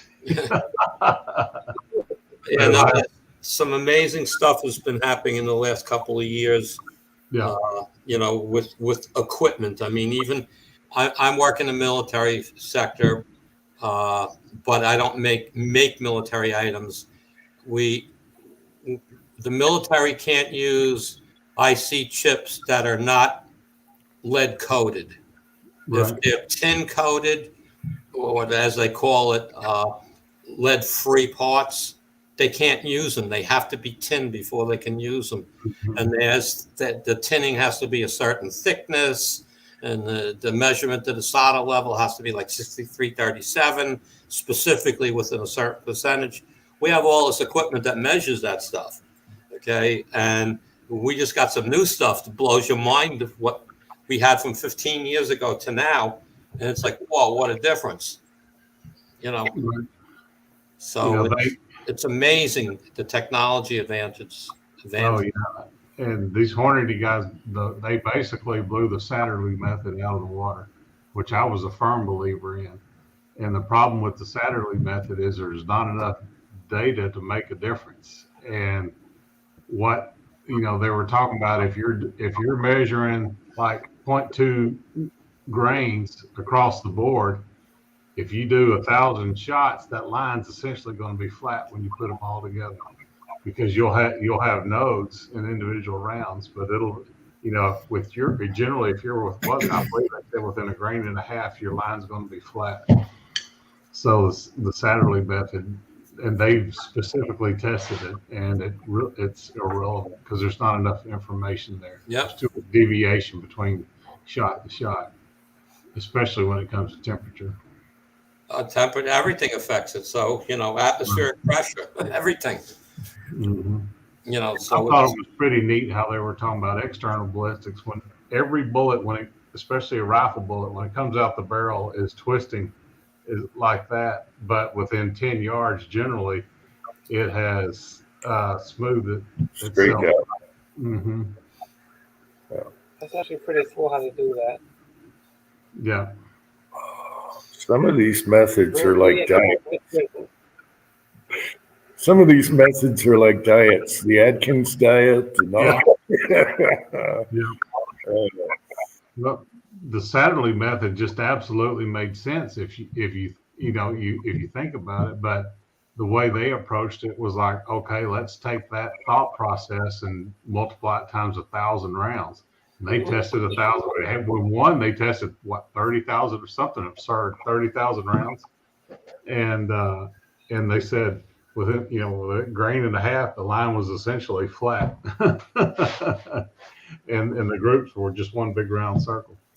I think the only thing where that'll differ is when you're getting out past a certain distance, where most people aren't shooting anyway. What is that, 300 yards, 500 yards, wherever that may be? That's the period of time after that where I think it'll show. But again, they talked about that 2 or 3 podcasts back. They're like the average shot on game in the United States is 300 yards or less. Yeah. And most of those are actually less than 100 yards. Yeah. So, so you're wasting a lot of time trickling a charge down to the nth of a grain, because inside 100 yards or inside 300 yards, it really doesn't make a difference. But if you're a bench rest shooter and you're shooting 1,000 yards, it could make a difference at that point. But there's so many factors they have to go into it. They got to go into spin factor at that point. In fact, earth rotation, windage, and all that. Yeah, I mean, it's a whole different world. Your average hunter is more worried about brush than they are windage. At 200 yards, you really don't have to worry about the wind too much unless it's just blowing a gale. Uh-oh. You've been called out, Ozark, right here. I think I did a 7. I like I told you, Pat, I was a believer in the Satterley method, but the Hornady guys changed my mind on it. All right, guys, I'm bailing out. I did a lot of testing based on the Satterley method. All right, Andy, thanks for coming on. Good night, Andy. Good night, everyone. Have a great night. We'll catch you next time. Right. All right, see you next week, Andy. Good night, Andy. I can't remember the guy's channel, the 338 guy that does so much powder testing and primer testing and all that. He was a huge believer in the Satterley method and got me to believe in it. But when you can't argue with 1,000 round data package versus my 10 round data package. Yeah, I think he talked about powder charges being exact at long range, and he's like, no, there's other factors. Yeah, and that's what they're saying. If you're within a half a grain, even 1,000 yards, it really doesn't matter. Let's see. Tin Man, you're still here. Let me post a link. Patriot Paul. Yes, they changed my mind. Okay, I'm posting a link to this guy's channel, Top Gun. He subbed me this afternoon, and he had the tail wads. He had all kinds of made up. So you guys interested in the tail wads and the easy check unloads, I was surprised when I went over there. But anyway, there's his channel. Click on him, sub to him, and tell him Uncle Jim sent you. And he had all kinds of tail watts he was coming up with, and he started off the first one. So I'm gonna be watching him and see what he comes up with, especially a better trimmer, 3D printed. So Tin Man, you're still here, so I'll post that. I was gonna wait for 6-Shooter Texan, but he ain't showed. So click on that channel and sub to him. Yep. Yeah, there's Eagle Eye.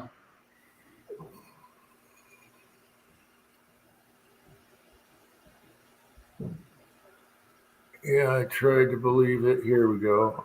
Yeah. Mm-hmm. Now pistol, yeah, you don't just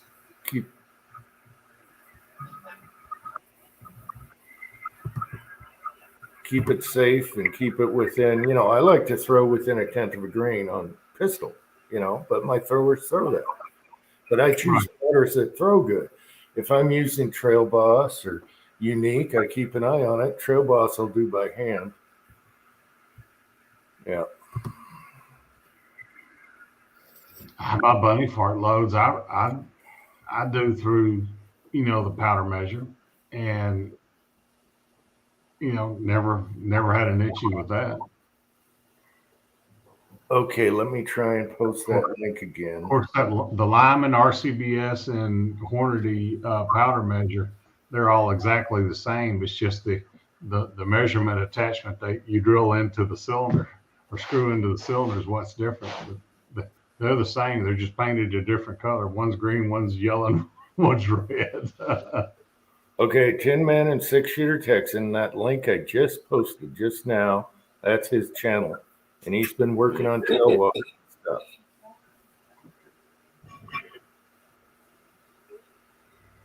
All right, I thought I'd just throw him a, hey, check him out type deal.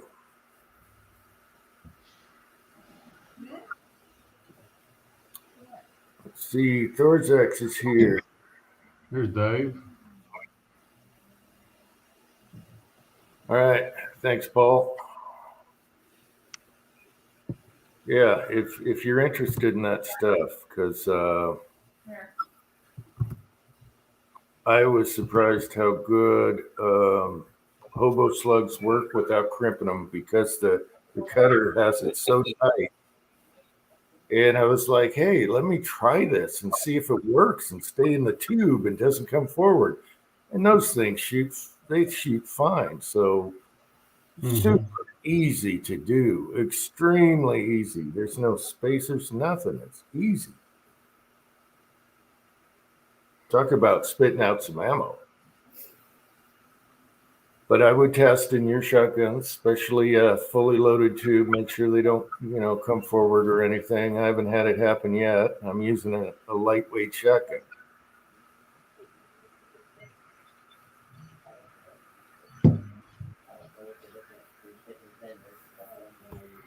All right.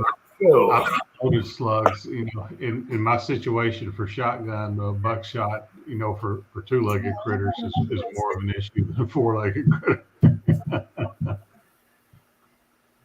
Yeah, I like loading double-aught and slugs. Birdshot to me, I'll just buy the cheap stuff if I'm shooting clays. I don't want to get into doing birdshot loading, When I moved, I didn't realize how much shotgun I had stuck all over the house. I had stuff in my reloading room. I had stuff in my reloading room closet. I had stuff in my master closet. I had stuff. I ended up with 5 cases. I bet I've got 5 cases of 7.5. I know. And then we went to Walmart and I'm like, oh, we got to check this shotgun bulk pack. And I'm like, $30, son of a bitch. Yeah, they were 20. Pre-COVID, you would go to Cabela's or Bass Pro, right early fall, September, getting ready for, Labor Day weekend for dove season. And they would just have pallets of 7.5 by the case, laid in the aisles, $30, $25 for 10 boxes. of them, and that's just absolutely unheard of now. Duck loads and steel, $40 and $50 for a box of 25. Woo! Yeah, I reload my own shot because I use 7/8 ounce, and now I'm Yeah. gonna try 3/4 ounce to see how that functions. Mm-hmm. Well, you shoot a lot of clay, so you can tweak it to get your patterns right, everything Yeah. right. Yeah. Julio, is with shots so stinking expensive, is there really a cost savings in that versus buying 7.5s? Or If I this last time I bought 50 pounds, but I loaded them up on 7/8 ounce, and I did almost 1,000 rounds out of 50 pounds. So I think it was pretty decent, I guess. So I'm gonna try What's 3/4 50 ounce to see pounds? how that works out.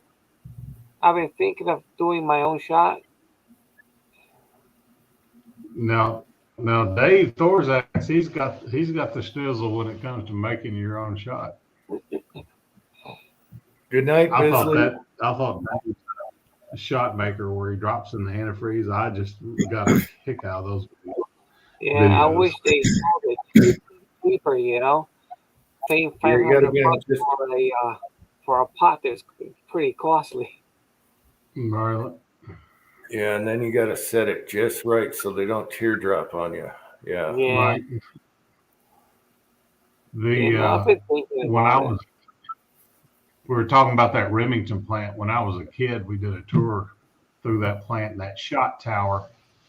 How they drip, gosh, it's like 9 stories tall, and they drip that shot up there at the 9th floor, and at the bottom there's about a 2-inch tube that shot has to go through. If it's perfectly round, it'll drop through that tube, and all the way down they've got these little baffles all over the place. So if that shot's not perfectly round, it'll stray off to the side, and one of those baffles will catch it. Mm. And it goes up an escalator and recycles back into their lead pots.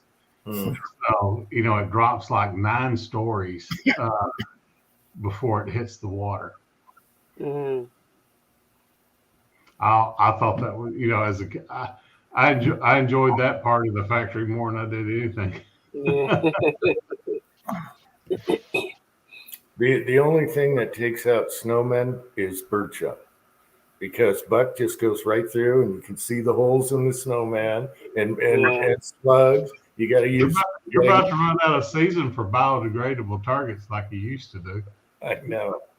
Doing the ice men. I know. I didn't do any ice this year. I should. Yeah. You need to have your son make you some molds out of like 2-inch, like a gingerbread man. You mold it into ice. Yeah. Yep. It's fun. I didn't tannerite one either. So, oof. Running out of weather here. I got about 16 pounds of tannerite, but I don't think they'll let me get that on the on the airplane. No, we're good. We haven't used it up yet. We're good.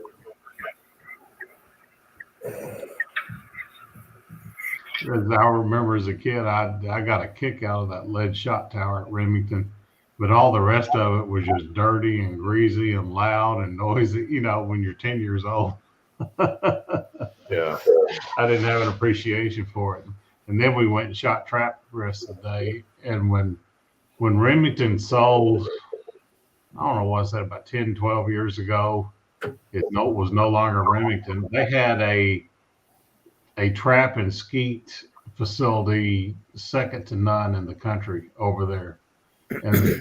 And whoever it was that bought them, I can't remember who it was, they just bulldozed it, tore it all down. Remington used to sponsor like 4-H shooting clubs and school shooting clubs and all that. And nope. I guarantee you there's 10,000 tons of lead shot out there in the ground where those old skeet and trap ranges were. I mean, they had a beautiful lodge there. And they had 10 trap and skeet ranges, dual ranges, 5-station ranges. It's gone.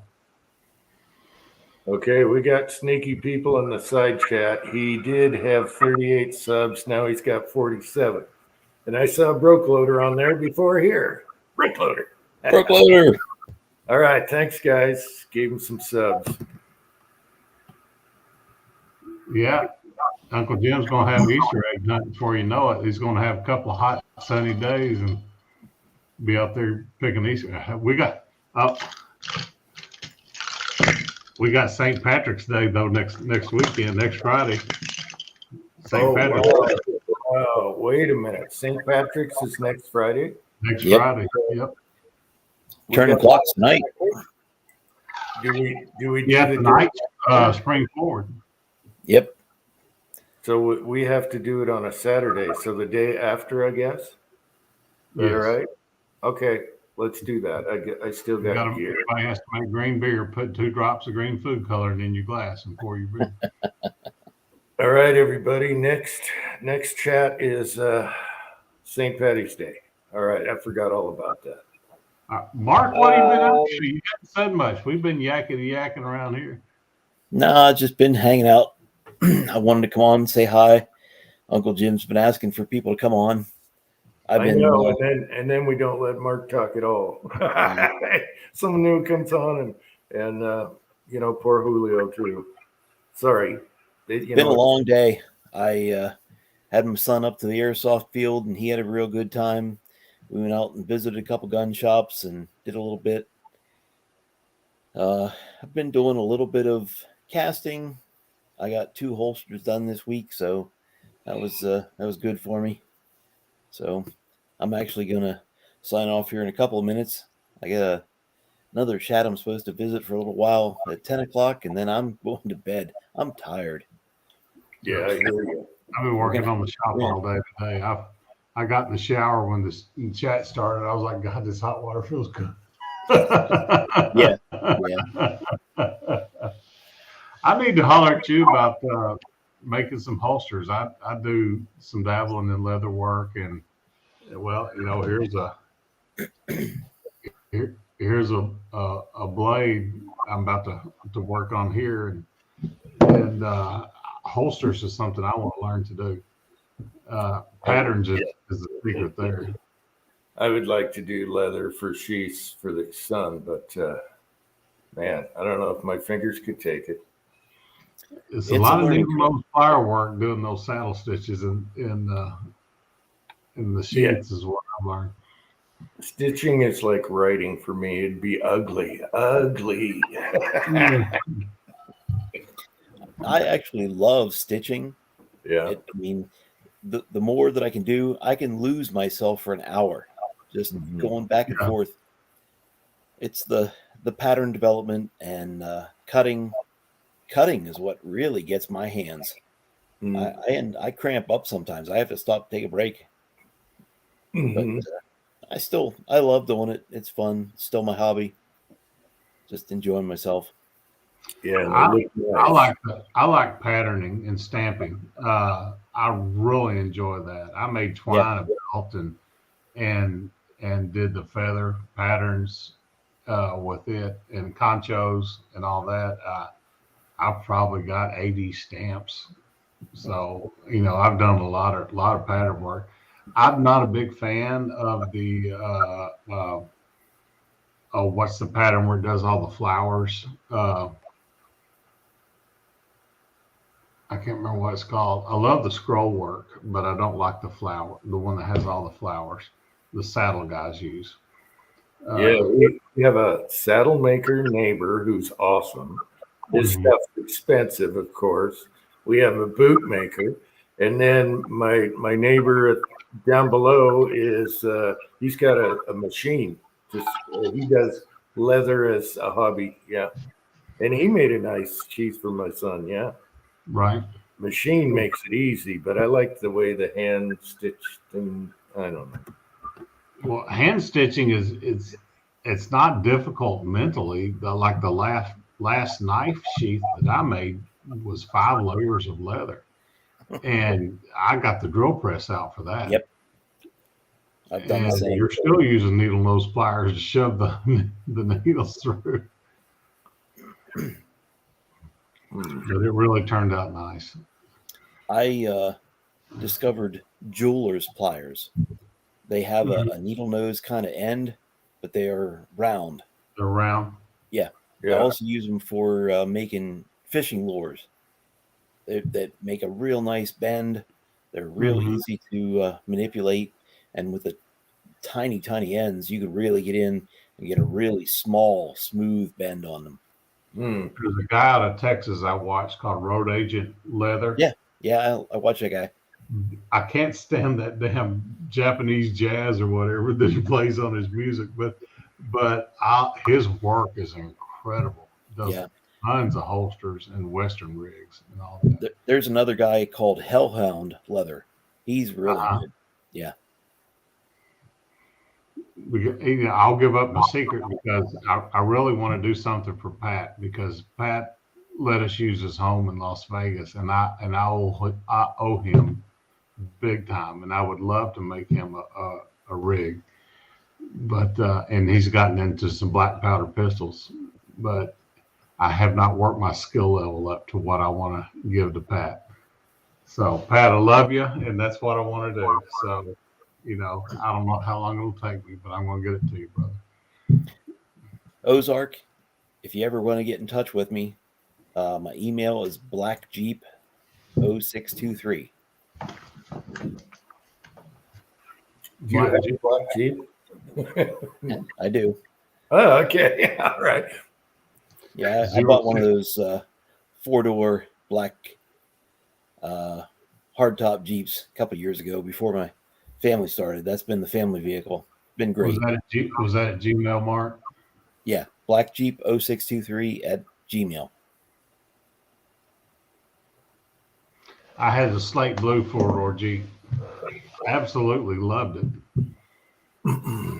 I'd like to get an old 60s, late 60s, early 70s, or the military Jeep, just to have fart around in. Oh, Willis. 6-cylinder, straight 6, even a 4, just something. My roommate in college had a CJ, and when you were going down the highway, that was short wheelbase, you were like, Yeah. I've got the whole time. And that longer wheelbase of the Ford, hey, Kurt, the longer wheelbase of the 4-door is so much nicer. Oh yeah, So much nicer. Yeah. I've got a the 94 other- YJ with springs, and it's just like a buckboard. Yeah, It's and the fun. other thing is if you're doing donuts in the snow, when a short wheelbase, it whips you. It'll surprise you. We Yep. had a little Suzuki, and that thing was not good to do donuts in, because you'll end up somewhere like, where the hell am I now? Yeah. Yeah. The older Jeeps with the straight 6 in them, the slant 6, that was the way to, those are the nice ones. I would actually like a Bronco, and they're restoring them, but they cost 2 houses. Oh So, yeah, yeah, I'd like an old Bronco, but no. Oh yeah, the old Broncos are not. I tell you what, the new Broncos are good looking. Ford did a good job with the look on the style of the new Bronco. Yeah, I'd still like a retro looking one though, that looked exactly like they used to be with all the new stuff, like the guys restore them. My favorite is the old K5s. I wish Chevy would do that again. The old K5 Blazers. Oh, that's my favorite. That short wheelbase K5 with the top that popped off the back. square bodies. Yeah. Are you shaking your head? All right, friends, I'm going to sign off. I'm going to do a little bit of things. I got to get on somebody else's chat. So have a great All right, weekend. Mark, I'll throw you an email. All right. Thank you. Thanks for coming on, buddy. Thank you, Jim. Take care. See you, Mark. See you, Mark. Take care. Kurt, you got the girls to bed finally? Jordan's still up. You just need to bring her down there with you. There is way too much stuff down here that I do not want a 2-year-old getting into. But does she go down the basement or no? No, No. nope, not until I get all this stuff blocked off. I don't need her getting into gunpowder and primers and all that good, no. Yeah. No. 2 years will eat primers and they're fine. They'll just show up in the diaper. Yeah. Can you build like a wall behind you with a door to keep that section separately? I could, but my basement needs to be waterproofed before I throw up any walls, Oh, okay. unfortunately. You need a perimeter drain. Yeah, around the inside. I'm just gonna have them do a perimeter drain, the sump pump, and then put up where they drill the holes in the. I got a block foundation, so they drill the holes in the bottom block so that it all comes out of the wall and whatnot. You know. Oh, You got to relieve that hydrostatic pressure. Yeah, that'll be about $5-6 grand. Oh no, it won't. That's Well, I why- had one guy give me a quote for $7, and they were an expensive company. Of course, up in your neck of the woods, it's a lot more common than down here. So Hmm. there's just not as many bases. Hell, they did my brother-in-law's for like $3,500, and his house is bigger than mine. mm, I couldn't believe it. The closest company I can get to do perimeter drains here is out of Springfield, and that's 2 hours away. Yeah. Because there's just no basements down here. The water table's too low, even in Right. the Ozarks. So Idaho. Yeah, there's like 5 companies near me that do it. Helitech, Absolute Dry, Iowa, Illinois basement. There's a couple other ones I'm forgetting. Yeah, there's several in the Quad Cities. Idaho, I got your picture. One showed up anyway. Nice Army Jeep. Nice. Idaho has one. a Willis Army Jeep. Yeah. yeah, no, they wanted 5,000 for me one time. I said, oh hell no. I They'll just push button starter. have add an extra sump pump and then replace the old one that was there, and good to go. Yep, I think we're going to start working on that. My plan is I'm going to bust my ass this summer and get our cars paid off because we're close on both of them. Mm, And use that money, pull out a loan, finish the basement. yeah. I'm not doing it myself. It'll take me 2 years. In Iowa, if your basement's not finished, you can count it towards your square footage. Different No. states are different. So if your basement's finished, you get to count it as square footage. So Correct. So right now my house is only it's a cheap 1,000. conversion to square footage to raise the value of your house. Right. Yeah. Right now my house is only 1,000 square foot, but if the basement was finished, it'd be 1,800. Minus a boiler Right. room. So that's worth doing then. Definitely. I mean, it'll probably cost 30-40 grand, but it is what it is. Yeah. Well, do the dollars per square foot at your calculations at that point, because like If you here, do some of the work yourself, I you think lose I some think it's money. around 35 a square foot here ish. versus what your 1,000 feet worth, Uh-huh. 180, 150. If Something like down, that. Yeah. down here you can't find one less than 200. I don't Yeah. know what it is in Iowa, but we're still a hot growth area. Yeah, I don't know. With all the work I've put in this place, it's probably 120, 130, somewhere in there. I don't know. I have no idea. I bet it's worth more than that. Just get on Zillow or Realtor.com and you can see Right. what houses are worth. I paid half that for it, which is awesome. Yeah. My son's house we bought as a fixer-upper right when COVID set in. Hmm. And we bought it for $92 a square foot. Fixer-uppers in his area now are twice that, 180. Even with Nice. the stupid interest rates, it's still that. Yeah. It's crazy how much stuff skyrocketed. Hell, I wish I'd have bought a bigger house back then. Right. Well, you can add a lot of square footage to your house just by getting it finished out, getting it dry and getting it conditioned. Yep. I tell you what, we absolutely love these heated floors we put in the shop, like at Jim's house. It's just, it's a different level of comfort. Yeah. And do you have a separate heating system besides the heated floor, or the heated floor No, system? it's just a tankless water heater heats the Okay. floor. It's a 50-50 glycol and water. And, the slab, I got a 10-inch slab. So, like, if you did your basement, you'd have another 3 or 4 inches to your slab in your basement. Yeah, I couldn't do that. I got 7-foot ceilings. You got 7 foot as it is. Mm-hmm.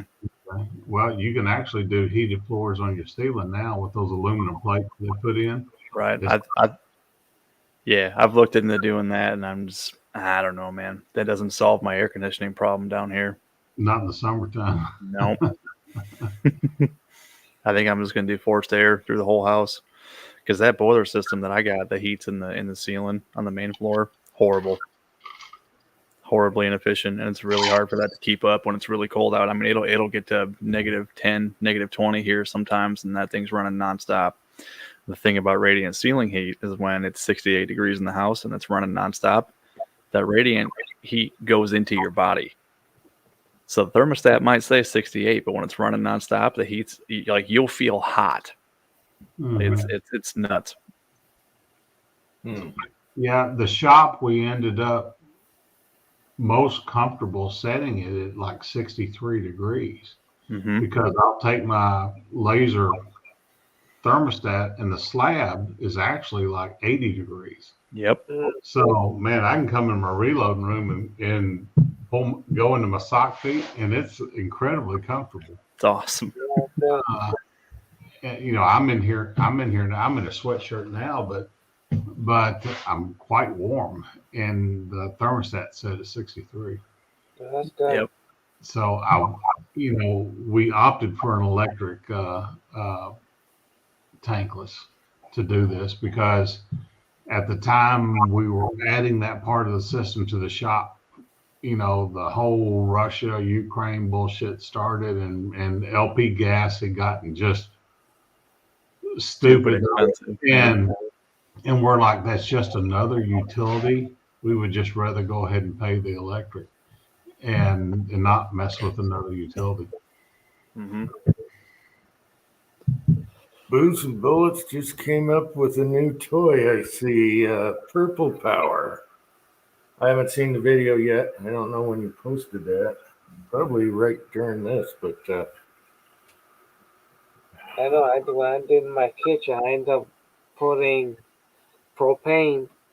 Now the propane cost is so darn expensive. I was like, damn it.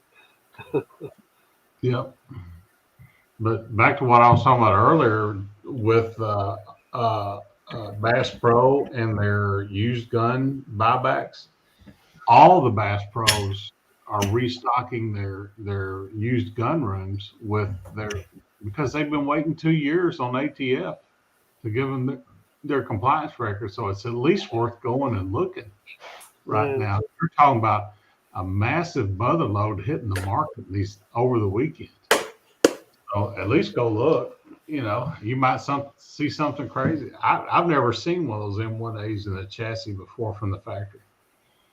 But apparently the military only used them like for 4 years, before they went to the AR-10. So I just thought that was cool as all get out. But $800 for a Chinese SKS, I was like, ow! It was one with the permanent bayonet, that just swings out. Aren't those the ones you used to buy for $80 all day long? Yeah, pretty much. Yeah. We were talking about that. He was like, the Chinese ones were always double what the Romanian ones were, and the Romanian ones, he said, I can remember were less than $100. And we were talking about, I can remember the racks at Cabela's having Mosins for less than $100. And he was like, yeah, they're all $350, $400 now. And he said, there's 6 of them right there. That had a Mosin carbine that was interesting that I looked at. I had a brand new looking Polish one I should have kept. The short one, the 30, not the 44 or 30, whatever. That thing's got awesome. And it looked brand new. $70. Mine down here, if you've got a concealed carry permit, show them your concealed carry permit, fill out the background paperwork, walk out the door. They don't wait for it to come back. Yeah, the same thing here. Give me my permit, do the 4473 and out. Mm-hmm.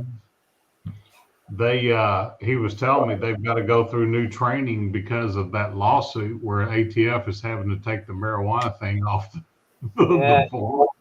So they got to go through 3 hours worth of training because ATF just took marijuana off the form.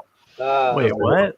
Really? You can smoke weed and buy guns? They lost the lawsuit because nowhere in their regulations and laws does it say they can deny you because you use drugs. I saw that he won its case, but aren't they going back and forth in the courts on that? They're still. They've had to take it. They've received an injunction, so they've had to take it off the form, the marijuana part of the form. Wow, so it's off the form, huh? Yeah. Is that just in Missouri or is that nationwide? No, That's matter of federal fact, law. that was in Arkansas. What those guys were telling me. He said our class is 3 hours long because they changed the form and all they did was take marijuana off the form. Dude, I've been wondering about that too because Illinois has that FOID card crap where you have to have a FOID card to even buy ammo, which is garbage. But the guys I work with, that lawsuit too. right? But the guys I work with, some of them talk about having the medical marijuana cards, and I'm like, how does that work when you have both a medical marijuana card and a FOID card? What? There's records. Julio, did you waive? Julio, did you waive or something? Oh, okay. All right. No. All right. Sorry. Julio's got his green robe on. He's ready for St. Patrick's. Yeah. Oh, put the hat on. All right. I'm trying to remember St. Patrick's. Oh. Do you guys have electronics? We have them here now. Not everybody, but most of them do. When you go buy a firearm, you don't have to fill out all that paperwork by hand. It's done electronically. So if you're in the system already, it checks you out within seconds. Wow. If you apply for that unique ID number or whatever. Yeah. My son does that. He loves it. IPIN numbers. Yeah. Yeah, they got that at the big box stores, but the small shops still use the paper forms. Yeah. My small shop that I've bought at forever uses an iPad. Yeah, I was at a Cabela's. It was on the computer, but it wasn't fast. You had to fill out everything, you know. Mm-hmm. Yeah, no, these are the small shops here. They have it when you're in and out. The two of them I go to is still paperwork. Yeah, in Utah, they do their own background check. So if you have a concealed permit, which you don't need anymore, boom, you're done. Yeah. You're easy. But Well, if you when I went to Gunny's, they accepted my Arkansas concealed carry. Yeah. And when I bought that rifle, and they were like, yeah, you fill out the paperwork, but you don't have to wait for it to come back. Mm. You know, I walked out with the rifle before it came back. At Gunny's, I had to fill out the paper form. Yeah, I couldn't stand having to come back. That would drive me crazy. Right. I want it now. Where is it?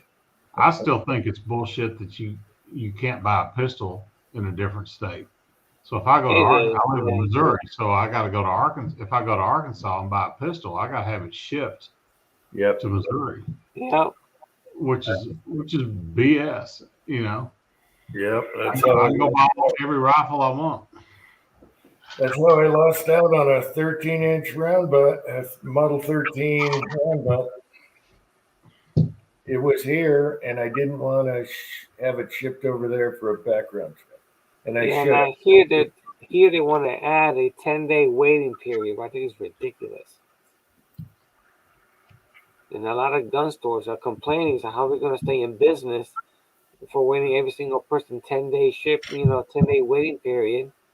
And then you gotta buy one gun a month. You can go there buy 2 or 3 and day if you wanted to. You can't do that. I said, come on, like really? So they're still fighting about that. Yeah, it's got to take a while just for those cases to run through. And you got these Yeah. states like New York and California passing these harassment laws. And that's all New York is. It's just a harassment law. Yeah. Mhm.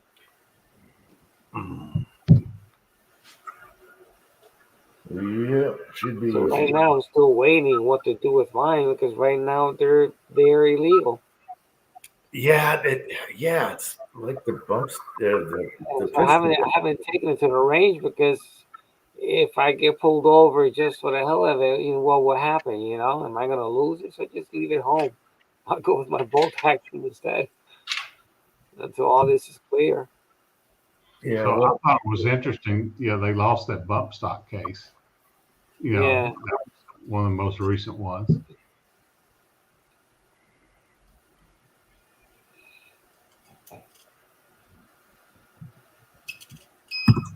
yeah, Idaho. One of my always wanted revolvers was a 3-inch Model 13 round butt, and it was here at our favorite pawn shop, and I should have had it shipped because we weren't residents here yet. I didn't have a license here.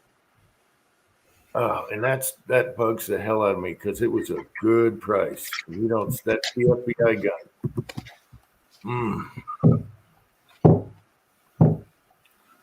Oh well.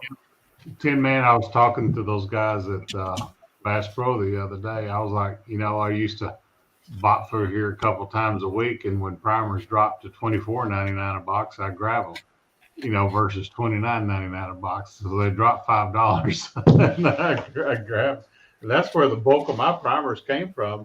I just bebop through Bass Pro or back then Cabela's a couple times a week, and every once in a while they'd be on sale $5 off, and I grab a brick. Yep, that's what I did too. Every week on payday, I'd shoot up to the gun shop and buy a brick or two, and I stocked up when they were cheap. I did that for like 3 or 4 months. Probably got 17,000 primers. Yeah. The small pistol magnums was the only thing I was short on, and Mhm. I probably got 800 of the large pistol magnums, but that's the only thing I'm looking for. But rifle and small rifle, small pistol, large rifle, I'm in good shape on. Of course, large rifle magnum, I probably got a brick and a half, but you don't go out and shoot 7 mag. A brick of 7 mag all day long. Yeah, a sleeve would last you a while.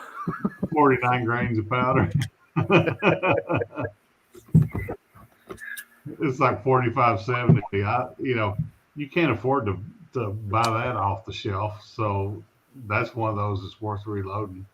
45 long coat, 44 mag, all the big stuff is so absolutely worth reloading and casting, especially.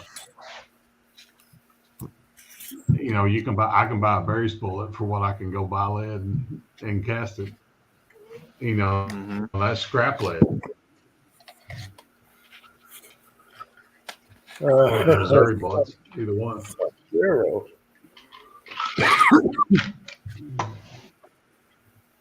Sombrero. You can stay in Manhattan for free for Tom Cotton, the senator from Arkansas, when he was blistering old boy from Homeland. He was like, what's the murder rate in Honduras? And what's the murder rate in in Mexico? And he was like, well, the murder rate in Baltimore is higher than that, and the murder rate in New Orleans is higher than that, and the murder rate in Chicago is higher. So do people in Chicago need to apply for asylum? I want to ask Idaho here why he's here. What do you think about Eastern Oregon joining Idaho Eastern as a state? Yeah. Is that and the then thing? And then Eastern Washington will probably join Idaho too if Oregon gets away with it. But what do you think, Idaho? I mean, as long as Huh? they're talking about it, and I mean, as long as their morals are in line, why not? Well, they're staying there. They're staying where they are. They're just making Idaho bigger. Okay, they're not moving. Right. Eastern Washington and Eastern Oregon are like us. Okay. Right. Great idea, but it's a pipe dream. Okay, so you're not having a conniption over that. Okay. They're like-minded people. They just want out of their state. Yeah. But they want to stay at their land, you know. Okay. It'd be a funny looking state though. Idaho's already skinny on top. Then it'll be way over here and down the corner. Idaho looks like a sack of potatoes. No, it's gonna look funky. If you look at a map and what counties they're talking about, it's not even. It's all jagged. It's gonna be the funniest looking thing you ever saw. Well, it's like the Boot Hill, Missouri, digging into Arkansas. And it was actually a Mike Rowe podcast. I learned how that happened. The people in those two counties, they did more financial business in St. Louis and Cape Girardeau than they did down in Arkansas. So they actually went to court and said, we'd rather be part of Missouri because that's where we do all our business. And they said, okay. So that's where the Boot Hill, Missouri and the Nook of Arkansas came from. Patriot Paul, I think there was 2 or 3 states that joined land together in history.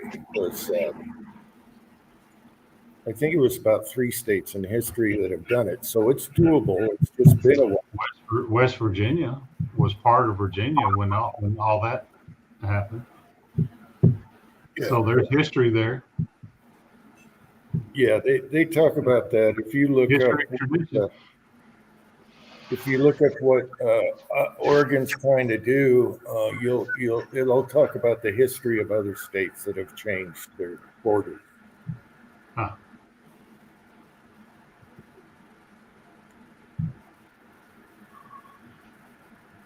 One was a small state. What was it, Rhode Island or something? One was tiny. I don't know.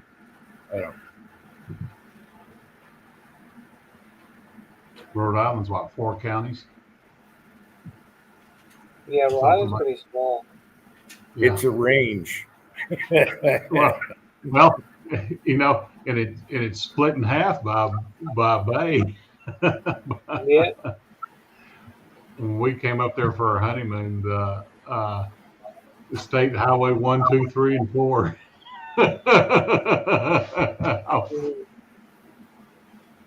But is it Newport Bay or whatever it is? You know, that cuts the state in half. You got to go around. Well, yeah, I'm not sure it was Rhode Island. I saw that a month ago. I can't remember. It was a beautiful state. We really enjoyed it. We love Newport.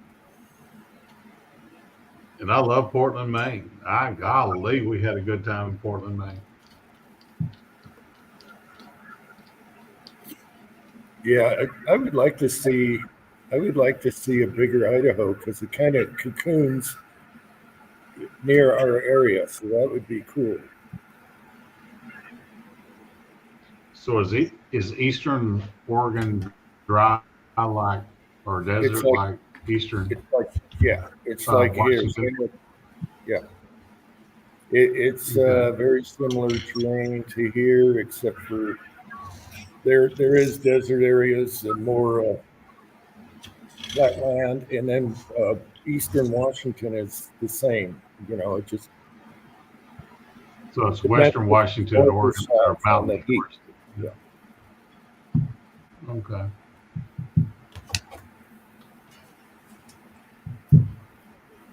I'm going to have to look at that drawing again, what the state would look like. It's going to be hilarious. I just realized I don't have enough charging dies.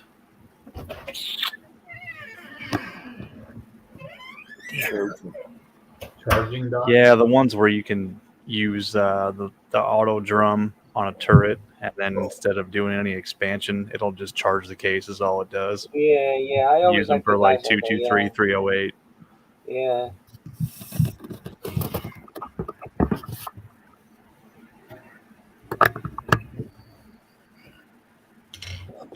I don't have a fancy 750 Dillon. Well, this is for the Lee Classic Cast turret. So. Oh. Don't have one of those either. Yeah, that's literally all it is. There's a collet in there that Mm-hmm. now it won't come out. Of course. Yeah, it's literally doesn't do anything to the mouth of the case. It just moves it up and down to actuate that powder measure. Yeah. Hobbies, you want me to turn the camera around and show you the room? Oh, you got it completed? Well, for the most part, that I got the door open. It's so warm in here. I'm short. It's hard to do this backwards here. I've got bullet storage up here. This is old barn wood from a horse barn that was like 90 years old, and we tore it down. And then I stored the wood for about a year, so we reconditioned it. Then I made shelves out of it, and that's some of the critters. Come on, that's some of the critters up there. That's Twine's big boy there in the middle. That's a 26-inch spread. Wow. There, and then of course I got the door open. But down here is my air conditioner. I got some press storage, AC, and a couple more critters, and then all these shelves are live edge wood that are off that. There's Bob up there, live edge wood that was off that same barn, and then of course you got to have wig storage in your reloading room there, and then back there that's my safe room. In there where I've got my safes and all my powder and all that.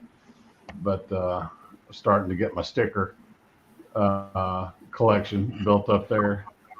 But back here I've got old antique reloading stuff and just nostalgia stuff, and then gifts that people giving me. There's a couple of homemade razor blades Jim and his son made me and my son back when he was sick, and it's starting to get its personality together, so making it mine. I didn't show back over here. That's a toolbox there, and that's my case prep area that I've got stacked full of crap right now, but I've got, let's see, upside down. I bought that on sale. Gosh, it's hard to put my finger. I bought that Husky. It's a 5-foot tool chest. I bought on sale at Home Depot. So it's all coming together, but I appreciate it, guys. Nice. And do you do any casting or no? I never noticed if you do casting. The casting bench is in the shop where Twine's got all her woodworking stuff. I have a wood turning lathe. I put a Vinahood from a house in there over my casting bench, and I need to build some shelves in there so I have room for all my dies and all that. I can tell you that. That's good. But that's in there, and I can open the garage door if I need to cast. But I put that Vinahood in there so I can cast even in the wintertime. James says it's not messy enough. Yeah, Twine's building a coffee table for her daughter right now. That's also like a puzzle building table out of old barn wood, and she's learned how to weld and do all that. She's enjoying that. That's good. It's not messy enough for reloading room. Well, give me a minute, James. I don't have all the wigs organized yet. Let's see. Do you recognize this one?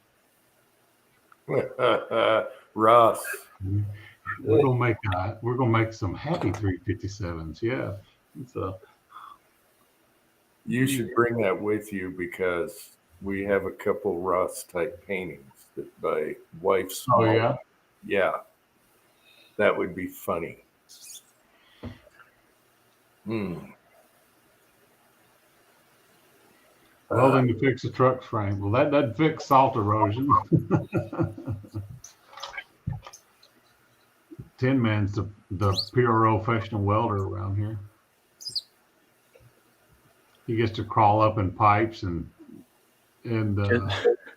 Just because I'm a professional doesn't mean I'm any good at it. Oh, come on now. I'm starting to learn Fusion 360 so I can get the wood CNC. Yeah, but I tell you what, that's a complicated program. You don't just start clicking on it. I got 30 days worth of videos to go through. Yeah, and from what I've realized about that, everything starts as a 2D sketch and then you extrude it from there. Oh yeah, and then figuring out how to do like all the lofts and all the dude, that's 3D is a whole another animal. I do 2D all the time at work. I've done it for years, but I want to 3D, do scales and grips. yeah, do some grips. Yeah, I'm gonna ask my neighbor if he'll do the old CZ grips, the Black Widows. My son says he can do it, but There's got to be somebody had to have modeled some by now, and at least got you a start of a model. You would Went think. on 1911 grips on Thingiverse and all that. Even if it's not an STL file from Thingiverse, there's got to be a 3D model file somewhere. I would think. I don't know. well, my son says he can look at it, scan it, does whatever he does, and he makes all kinds of weird stuff. So we'll see. Just got to pick out some. Foco we have is a 4 foot by 4 foot bed, so surely I can do some pistol scales on that. And I got the checkering tools. That's the other thing I want to learn. I want to learn how to build stocks, especially with all the access to black walnut that I have. So I need a small drum.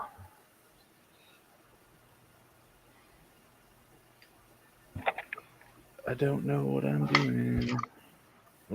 You don't know what you're doing, but you're going to do it anyway. I don't. You know what happens live? Whenever There we go. No, I'm looking for the small drum. I got a bunch of large ones where the minimum charge is 35 grains, and I'm trying to do 223. We're like, yeah, I don't need that. Hey, Bigger behind the trigger is here. Hey, what's up, Bigger? How's it going, Grant? Hope you're doing good. Long time no I'm glad to see. hear Frankie's feeling better after everybody had COVID. Dude, he's having a hell of a rough. He's having a rough month. Yeah. I'll tell you what. Just have a rough. Yeah. All right, I'm going to bed and I will refill. All right, man.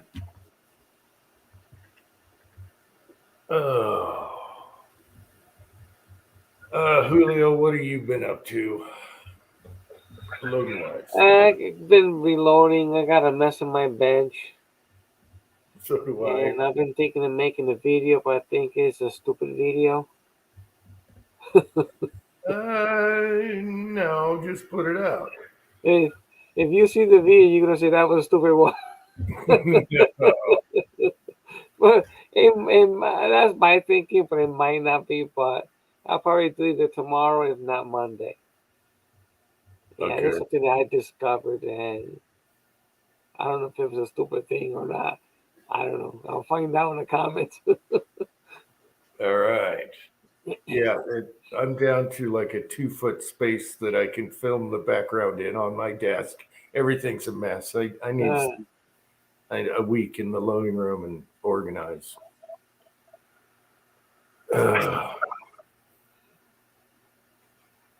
The best thing you can do, everybody, is put your stuff back whenever you're done for the day. All right? Reloading. Otherwise, you're throwing stuff here. You're throwing it there. You got guns here. You got everything's a mess. And if you don't put it away, I used to put stuff away that night before I could go, leave the room. And it was clean. But no, not anymore. I always do one caliber and then I clean up and start. Now I got 3 calibers going on. So I got stuff everywhere. Yeah, I don't have any shelves or cabinets on my walls, so my bench is an absolute sty right now. Yeah. Well, you can get some of those portable put together ones, when they're on. They're all full. Oh. and I just spilled my case neck lube, my powdered case neck lube. You see my two let me see if I can. Here we go. My two Hornady presses. I finally got them on the inlet fabrication. I'm probably the last person on earth to get inlet fabrication products. Now they're hanging off the bench now instead of being on the floor. I do love the inline fab stuff. Yeah, and I decided to get into it, and I'm probably the last one on earth to do it. Oh no, John's got the dirt.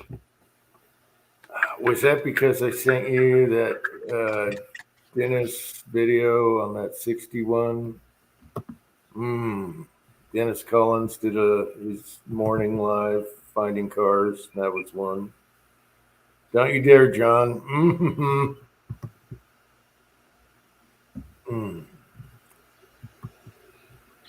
Always keep a paintbrush for powder spills. Yeah. Yes, I have a couple. Yep. And if you have a carpet, keep duct tape too. Yeah. The paintbrush. Because I'll be at hands and knees with a duct tape on the carpet, smacking, picking up the pot. I'll just use the vacuum. I've vacuumed around the presses before to get all the nooks and crannies. Oh yeah. It's fine. It's fine. If it blows, it's not that much. It'll just be a little flare up, Yeah. like a backfire on an old car. Yeah. So your wife's vacuuming and boom, you're like, oops. You hear It's not like you're gonna have a shop vac and put the lid through the ceiling, you know. Yeah. Yeah, you have gunpowder and cat hair. What a perfect combo. Yeah.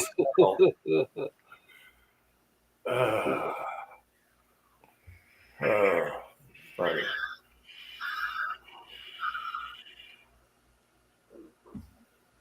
Milk crates.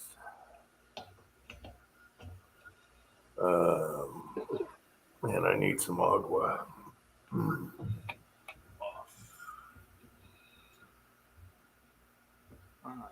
Maybe I'll steal one of my wife's Pepsis. Hang on. This was the smartest thing I ever did. So I know whether or not the because the sometimes measures on or where off. you're going. Yeah. Yep. Because if you're like, shit, I don't know if it's on or off, and you try to pick it up real fast and see if powder spills out and then put it back in.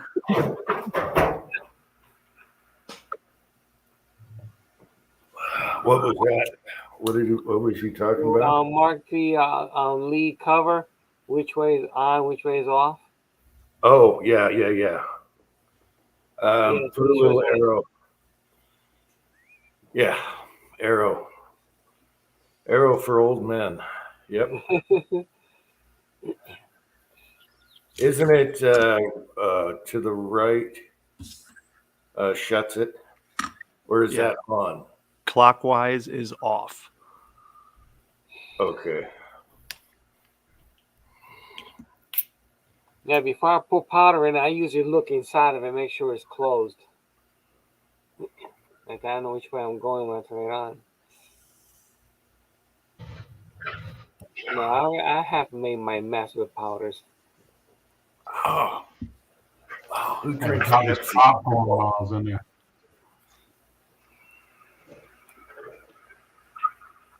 Was it the Pepsi is cold or it's hot? Pardon? It's sweet. Oh yeah, If you drink no, I don't like Pepsi. I like Coke better. If you drink it fast, it tastes cold. RC Cola. Yeah. Remember RC Cola? That wasn't bad. Huh? RC was one of my favorites. Royal Crown. Yeah, Pepsi is sweet. And a What moon is- pie. Yeah, Get but your I like RC Coke better. Oh man, that is way too sweet. What do you? Coke is I've a never lot liked better. Pepsi. It's too sweet. Yeah. Yeah, I don't drink pop much anyway. So whoa, that was a shock. My wife likes it. Now I'll be up all night because it's got caffeine in it. Jim, I got me a Whirly Pop popcorn maker. So I'm like the movie theaters now. Whirly Pop. It's- Which one's that? Yeah, it's got the handle where you crank it on your stovetop. Oh yeah. Like the ones Like we the put movie on the theater. front. So I can crank out popcorn as fast as the microwave now and on the stovetop. I always liked it. Well, actually, yeah, I do anyway. But I always found that the popcorn you make over the stove in that little tin pan there tastes better than the actual bag popcorn does. Oh yeah. I buy that My whole daughter order. likes the bag better than the tin, but I like the opposite. I buy that Redenbacher's popcorn oil. It's got the beta carotene in it, so it turns your popcorn yellow. Yeah. Yeah, it makes a difference what popcorn you buy. The cheap stuff, little tiny kernels, and the Redenbacher actually is true as advertised. It's most of it all pops. Yeah. Mhm. We're talking popcorn. Neil, Hey Jim, aren't you the one that called me OCD and made fun of me for saving my targets and doing all that stuff? Yeah. I just went through my book and found my sheet for my pet load. Yeah, baby. I love the organization. That's a 3/4 inch group at 200 yards. Wow, that's good. So was that in the OCD pile, or you just found it like I do, where they're just somewhere? Here, I'll show you. Oh, Oh, yes, you got something like I do here. Yeah. when you guys came over, I had a Same thing burn. with all the tags and Yeah. Yep, they're all organized by caliber. yeah, I do the same thing. It's nice for pet loads, but just if I'm farting with 5 rounds and all that, when you guys came over, I had a giant burn party. I filled that barrel out there with targets and lit her up. But pet loads, yeah, you save them. Yeah. 20 and a half.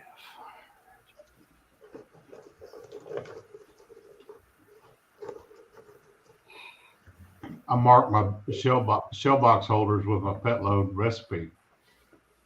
Where is Pat? Read that, Tin Man. Where is Pat? We'll actually get them someday. I thought of that. That's why I make YouTube videos. Yeah. Okay. All right, Jordan's ready for bed. I'll be right back. All right.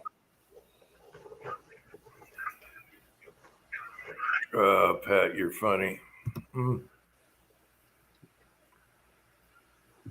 out driving around, or are you home? If you're home, get on.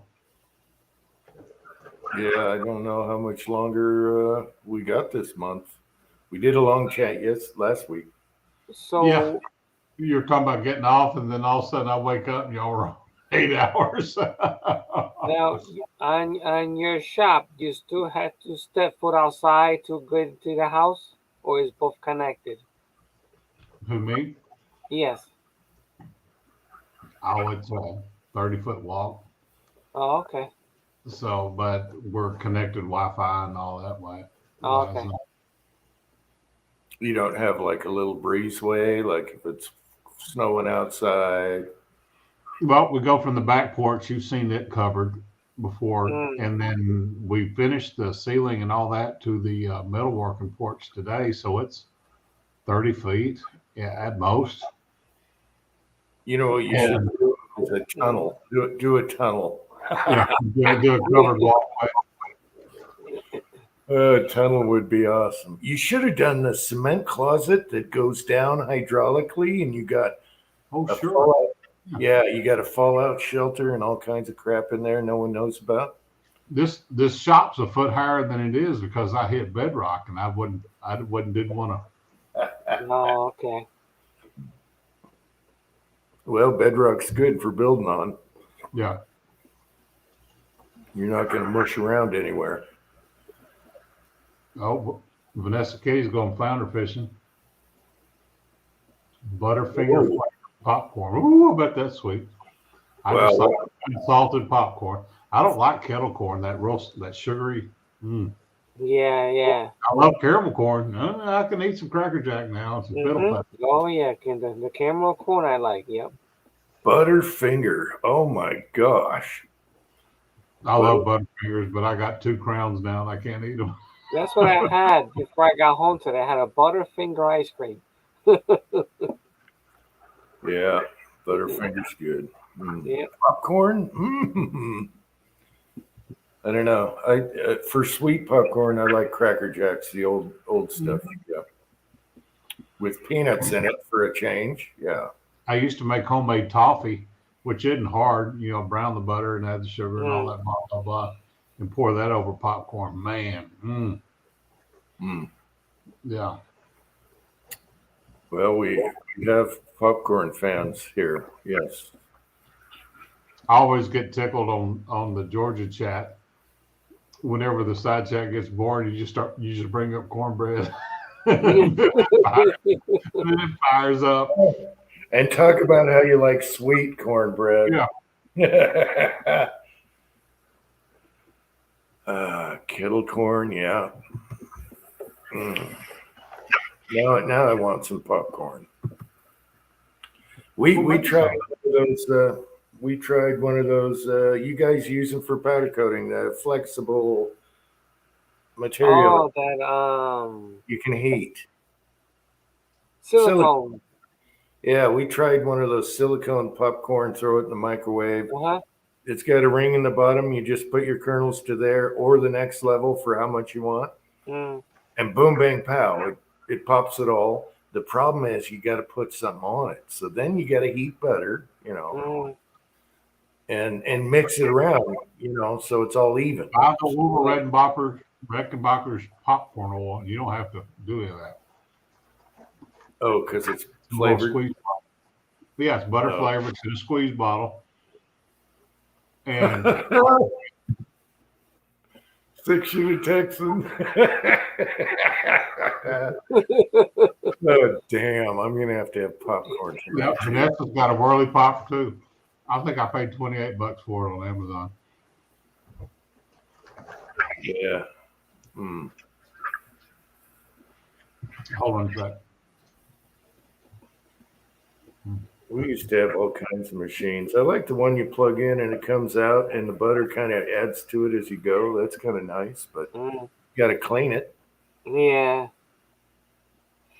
They used to make a machine that you could put your popcorn in and then you add your butter into it, and then you just let it roll and it did its own thing. That worked out pretty well. Mm-hmm. Yeah. Oh, yeah. Now I'm going to have some popcorn. Damn it.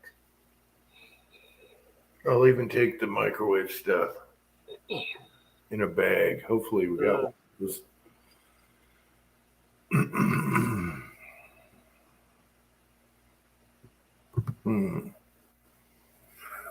I bet Uncle John's making popcorn tonight.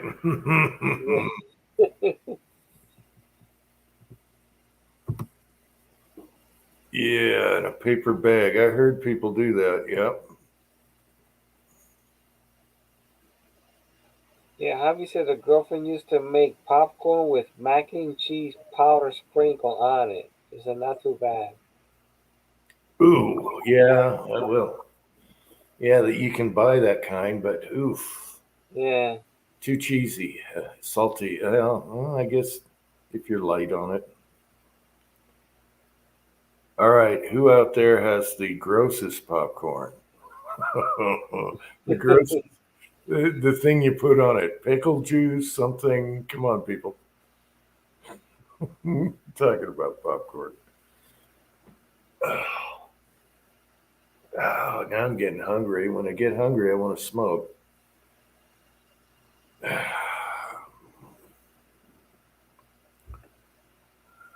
Mac and cheese. So Vanessa's going flounder fishing. Oof, that'll work your muscles. Mm-hmm. That'll work them. It's like bringing up a tire. Yeah, it's a little cold right now. Once it's warm up, I'll go out and and see what I catch. All right, cool. Do a video on it. Yeah, I'm gonna try and see how that works out. Yeah, do a video on it like Preacher and find someone named basketball coach and stuff. Yeah. A rival fisherman, yes.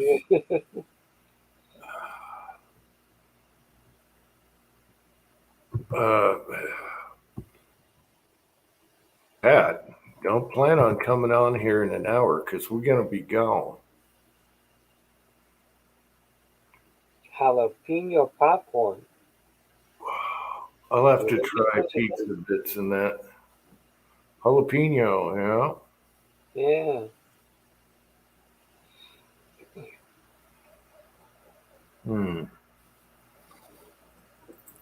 Oh, what else here? That's not a bad idea. Put a GoPro on my chest.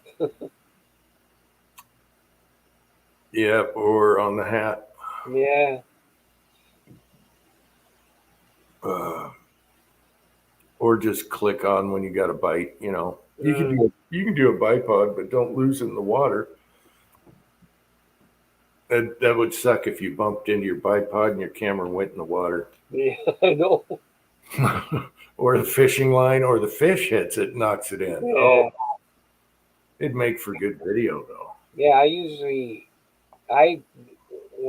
I have waders, and I go in the water, and I usually wear heavy clothing, thick socks.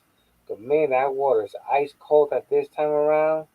I went one time. It had some insulation on the wader, but man, it cut through like butter. It's like wow. Yeah. Yeah. So when I do that, I go with heavy clothing. Yeah, I could see that.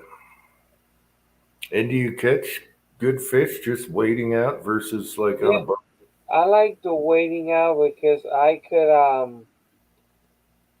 once the tide is out, I could work about two. Once it's completely out, I could do about 2 hours with waders, and then I sometimes I also do same thing. I'll do once it's fully high, I'll do about 2 hours on its way down, and I'll walk it with the waders as the tide's going down. I'll walk it out with it, and I do pretty good. Okay.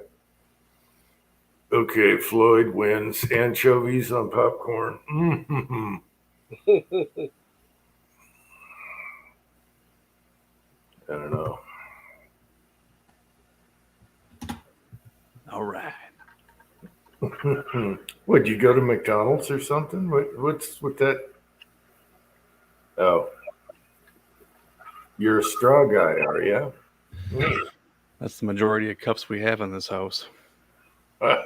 And if I knock it over, it spills slowly. Yeah, I know what you mean. I don't want my whole reloading bench covered in orange juice. Oh. See, I'm living in danger because this is what Leon liked as a kitten. Drink. If you left that out on the coffee table, he would hug it. He'd hug it like this and drink out of it when he's a kitten. Well, guess what he likes to do as an adult? Do the same thing. And that's why my wife drinks out of these. You can cap them. Oh, okay.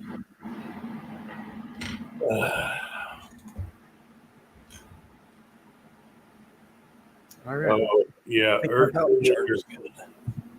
Gorzak's earlier, I think Brokeloader asked me if I'm going to do any reviews on movies. I don't think so. It didn't go well.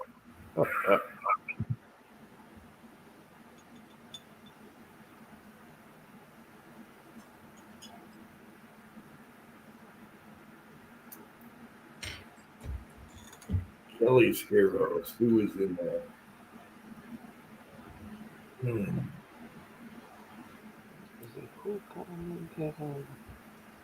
Oh, that's my Heroes, like 50s. All right, it's garage time.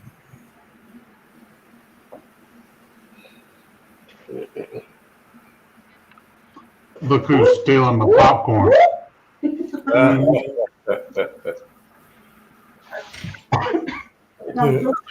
This is water. She might need the Heimlich. Heimlich.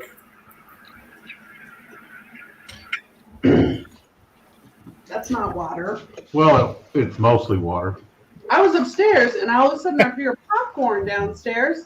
And I'm thinking, oh, Marvin's making popcorn. And then I hear the door and he leaves. And I'm like, why did he not bring me any popcorn? Because you were up. I left me a little bowl downstairs. I would have got it. So I want to make you some more. It doesn't take a minute. that's okay. I'll just steal yours out of your bowl. Love you. Love you too. Mm-hmm. See you later, Twisted Twines. Bye.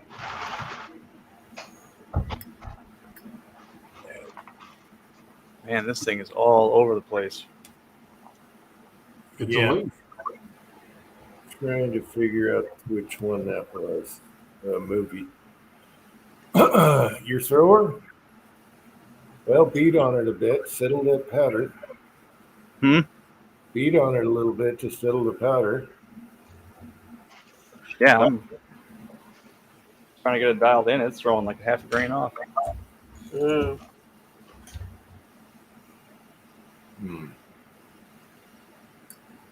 You doing ram shot? Was that what you showed?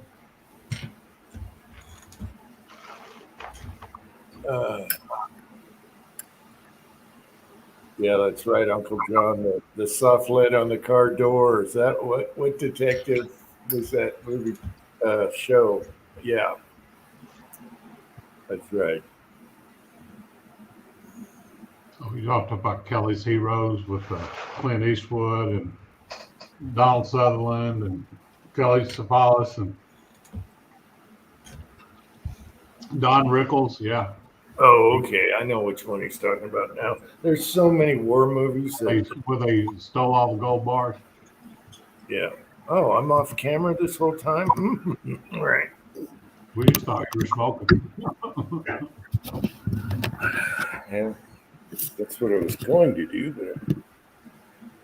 Yeah.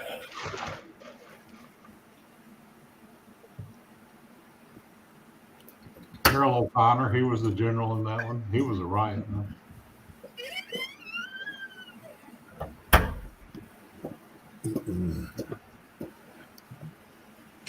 Yeah, Harold O'Connor. Yeah.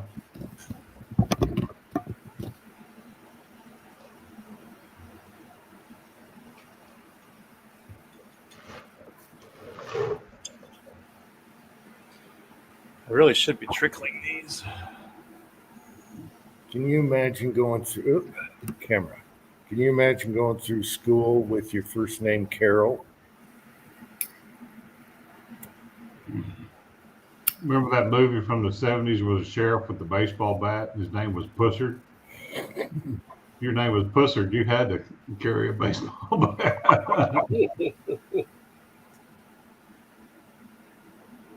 What are you loading, Tin Man?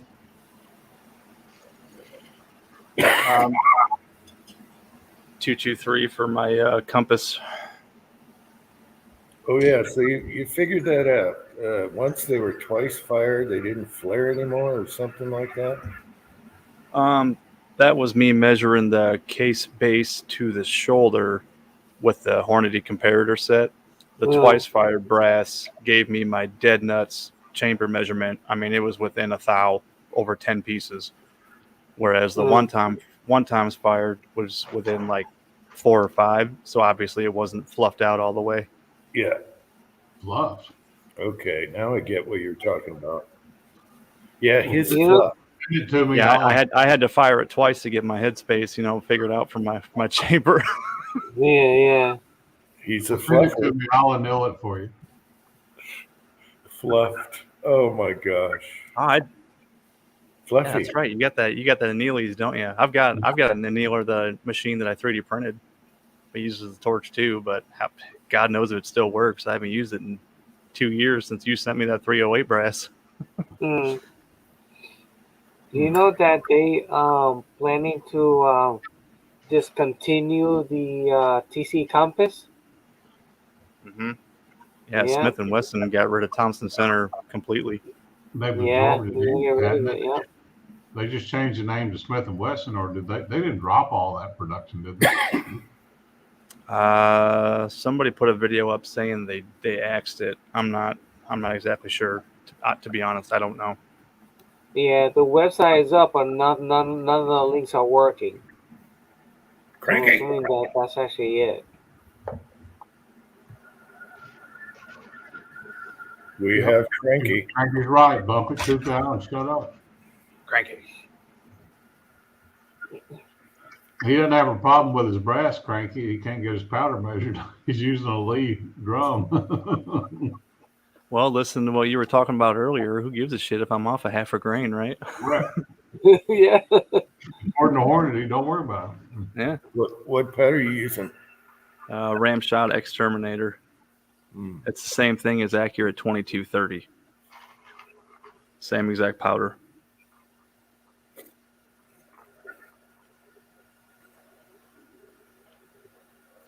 Plus an additional quarter turn. Okay. I thought Thompson Center was a hot seller for them. I know they sold a bunch of those 6.5 Creedmoors in that Thompson Center. Yeah, I bought mine. It was 308. I got that 22-250, and that's a tack driver. Yeah. The bigger bores, the 30 cows and up, people had issues with because the barrels were so damn thin. But Yeah, those bears were they were too thin. But now my TC company's got a big barrel on it now. my business partner has a 6.5 Creedmoor, and that's his #1 deer rifle now. He absolutely loves it.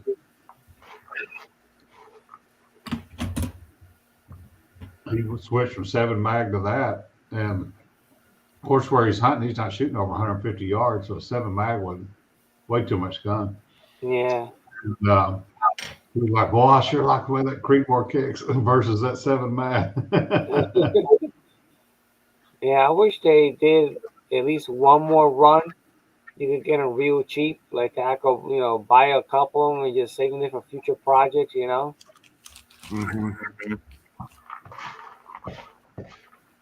think the side chat's blowing up. Someone's saying destroyed TC completely. Sold the machine. Sold the machines. And they're talking about movies too. Look like nice pliers too. Oh, you're talking about the Nipex parallel jaws. Yes, sir. Yeah. Once you get those, you don't go back. Yeah, Uncle Jim cost me like $40 after that video he did on them. Well, Yeah, it's a little pricey. Yeah. they have knockoffs, but they are so well made. And you saw the ones that I got with soft jaws to hold round things. I'll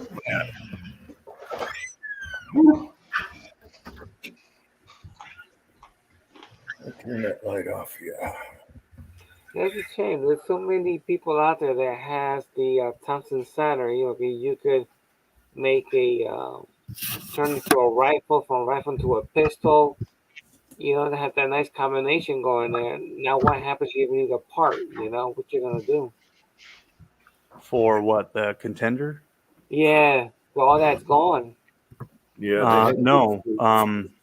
SSK Firearms bought the rights to the Contender. Oh, they did. Oh, okay. Yes, you can get triggers and any of that stuff through House of Arms is one website, or SSK Firearms. They should have all your Contender parts. Okay, so that's good that they bought that. That didn't go away. They're actually coming out with SSK 50, which is the Contender frame. Their first batch went to heat treat and grinding and finishing 2 weeks ago. So they should be getting that first batch of 20 in before too long, and they're going to start filling back orders here in the next few weeks. Okay, that's good. Oh, good. Good. So they've settled all that lawsuit mess over the barrels? Mm-hmm. Oh, yeah, because you got so SSK actually bought the Contender thing, so you still got MGM, you still got Bullberry. They're all making barrels for them. Mm. So I think that's been settled for a little bit. Yeah, the original PC had really good customer service.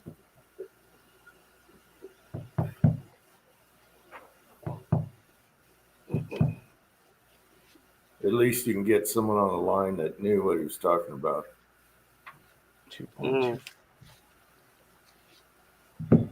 Yeah, that's a shame that Smith & Wesson did that. Yeah, all the company. I want the handy rifles to come back. They're so much fun to shoot with a can on them. Yeah, Yeah. not too many people making them, you know. Yeah, Henry makes a similar, nice looking one, but they're pricey. Yeah, I got one. I got mine. It was they had it on sale, so it was a good price. The 357 30. I love that thing.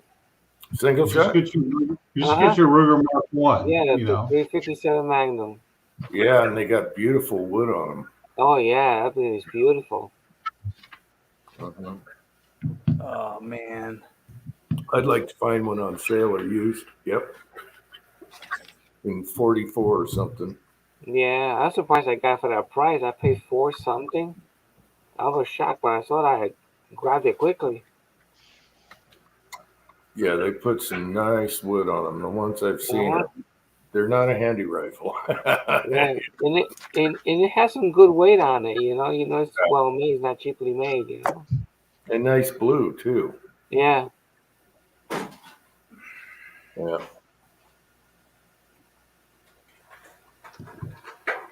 what's wrong, Tim? Man, you're fussing. I have conflicting data. Uh-oh. Scale?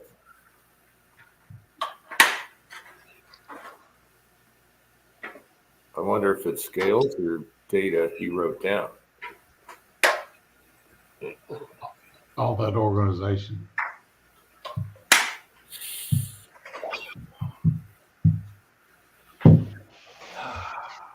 Son of a bitch. One thing says 23.6. One thing says 24.6. And what does your target say? What does your target say? 23.6, but that's also the charge that I settled on with the 75 grain ELD with Varget. So I'm going to double check that. Mm.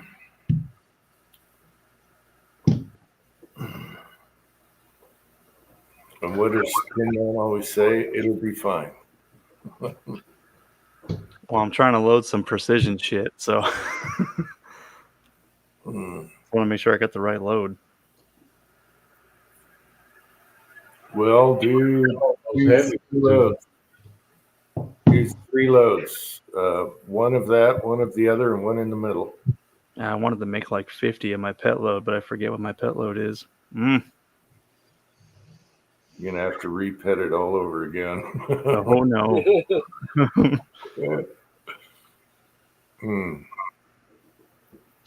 In my Hornady book, when I settle on a load and I'm happy with it, I take a pen and I circle that as well.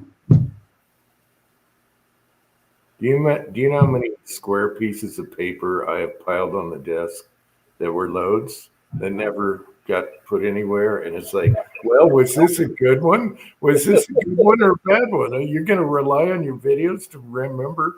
Yeah. Another burn pile coming up. Yeah, start over. 10 minutes checking out his videos.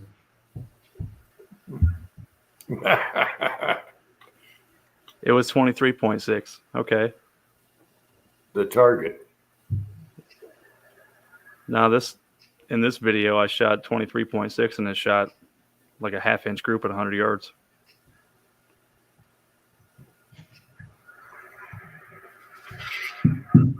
Cranky is still here. Hope all is well, Cranky. 2 kids are riding the phone.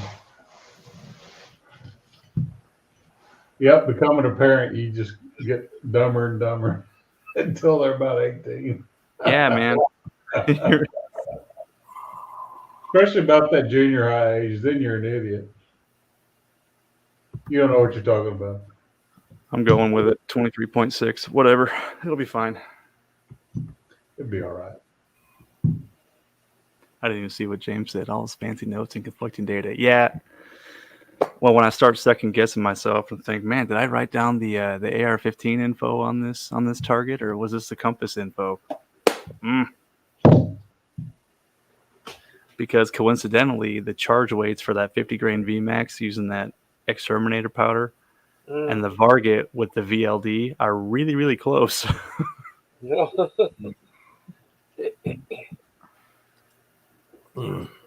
I tell you what, that Colt M4 I got shoots anything you feed it.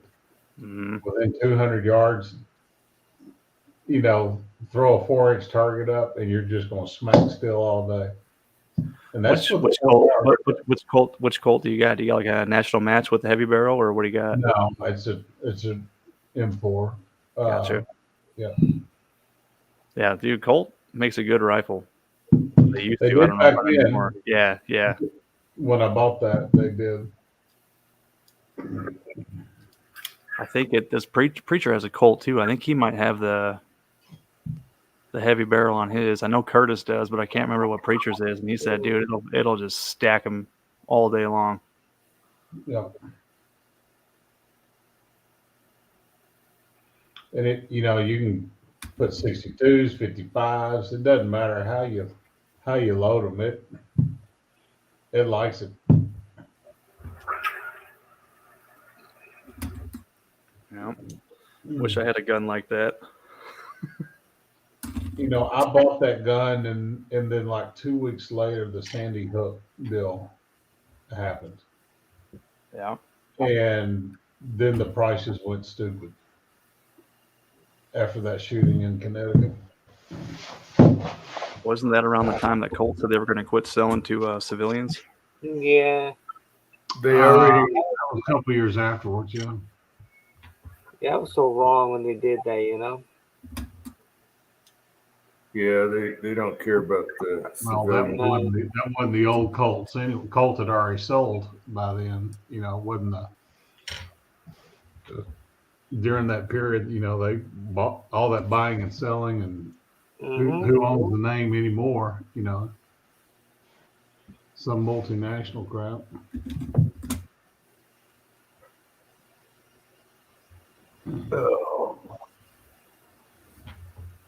Sorry. Who's the bullet manufacturer over there by you, Jim? Right there on the highway.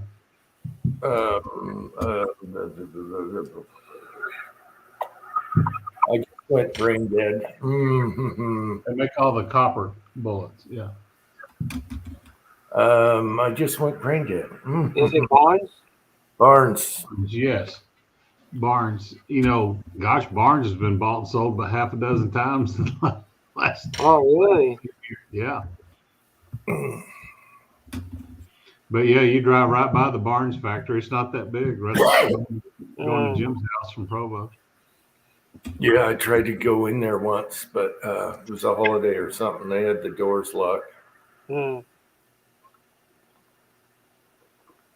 So of course I, smudged the window and put my face in there, and they're all sitting there looking at me like, leave us alone. Trying to get in. Yeah, I just wanted reject bullets on the floor or something. Yeah. Yeah. What do you guys think for an accuracy load for a bolt gun? Factory crimp or no factory crimp? Accuracy wise? Mm-hmm. You never know when you're gonna throw it in your AR. I cramp every bit of it. Nah, I don't probably. I keep these separate.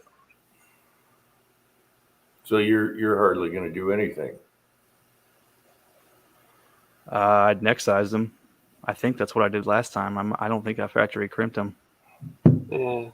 I need to shoot more often.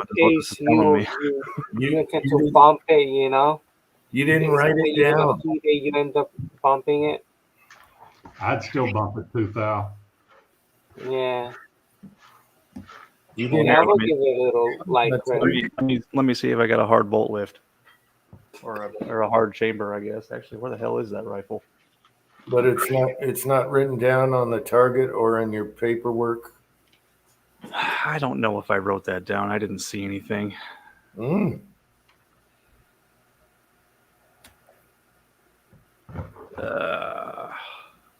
Whatever. You know what? I'm not going to do it right now. And if I feel like doing it later, I can always do it later. James says try both.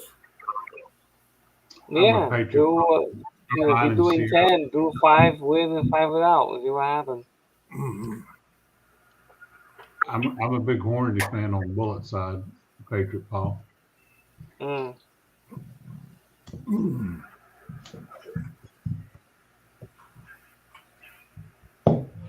Here's what I'm ready to load. Tin Man's going to have a live stream load, and he's going to get out there and it'll be like, son of a bitch, you can't hit the paper or nothing.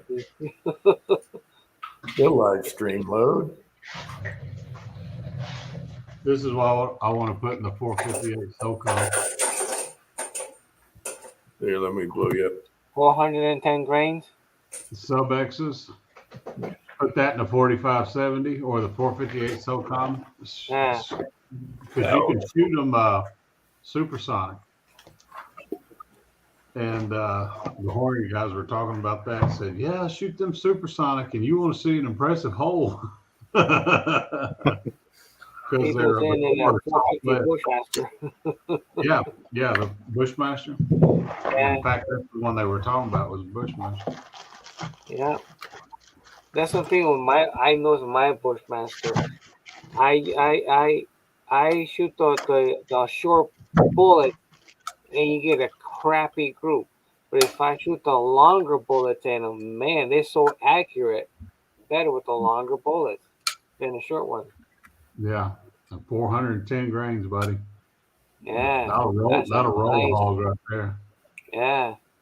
Blood jet test. Look at that. It's that hollow point with that soft rubber plug. Yeah. In it.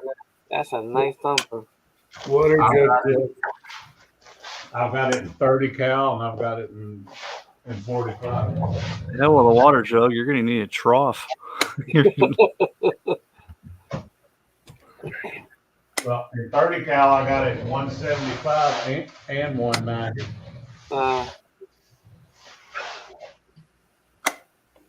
I want to try those that flare out into 3 or 4, the all copper ones. Who makes those? Lehigh. There was another brand. There was another brand that was even better, and they didn't break off or curl under too much. They just straight. The new Hornady CXs are that way. Yeah, I was thinking of looking for those for blackout just to try them in water. And the one I use is for the 4570, 350 grain, I think it was, and I sized it down to 4.52, and man, it's a thumper. Mm-hmm. Here's the Lehigh, the brass ones. That's the Lehigh, the brass ones that have the Phillips head tip. Those are nasty. Mm-hmm. Yeah, oops. So, those are the penetrating ones. Yeah. yeah, Is there a That's, special die for that or no? that's 300 grains. No, it just uses a flat Oh, okay. tip, but they're so damn expensive. I don't want to shoot them. Those are, Yeah, you're Right there. Yeah. you're poo-pooing that Satterley method until your bullets are $1 a piece. Yeah. Yeah, I know. Like a piece before COVID.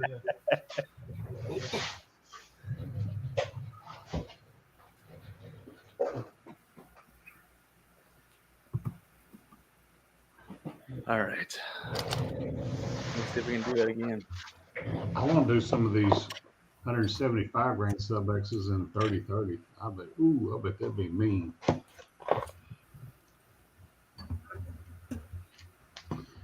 I'm using a knife blank to open these. yeah, for hogs, slug, man. Wow, Russian slug took his head off. Wow. Well, slugs are nasty, man. Shotguns, baby.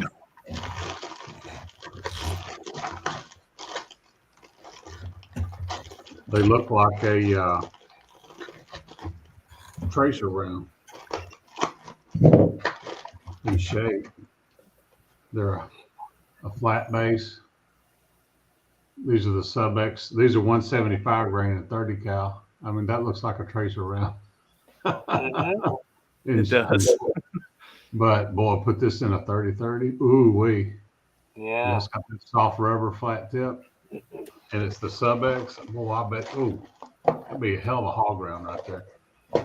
I'm trying to think of the company. It's a different company that does the subsonic 300 blackouts. They're about 205 grains, 250 something. And the copper fins open straight. They don't curl under like the others. Mm. And that's going subsonic, and that's just nasty. I got to get a box to do a jug or something. Mm. Didn't Johnny's Reloading Bench do those? He did them. That's when I bought him that gel to test that in. Uh-huh. Yeah, but there's one that I forget what company that was too. Dang it. Yeah, there's one that curls under too much. That was the Lehigh, and then there's These are the one 190s. straight across. These are the 190s. They're a boat tail, so I could put these in 308. Mm. Yeah, buddy. So they're designed for a 300 blackout, Mm-hmm. 190 grain. Get them cooking in 308. That'd be interesting. Oh yeah. But they have them on the shelf all day long now at Bass Pro. Nice. Yeah, it was solid copper, Paul. Yeah, but it did a better job. It just the fins stayed open, and you got something that big that's nasty with 4 fins on it. I think I know what you're talking about because I was watching Yeah. Tau Flatermouse did a video on them bullets, and dude, they opened up to 90 degrees and stayed there all day. Yeah, and they're Yeah, I forgot about that. subsonic with 300 blackout. Come on, now. I thought a guy, just like a private guy, made those and shipped them to Tau Flatermouse. No, this is a factory round, and it's Okay. a copy of the Lehigh type, all solid copper. And I just wanted some for home defense and quiet, you know. Johnny's Reloading Bench tested them. I remember he had an issue, a little bit of feeding issue, because the tip was so broad. I use the flat tip as one of my favorites. Oh, here's Leon. You want the cup? You want to do a test, Leon? Where's the cup? Where can we see you in the background? Super consistent. Smooching off of that cup. Bam. All right. I think I got the turret set up, so now I can 2.25. 2.245. Close.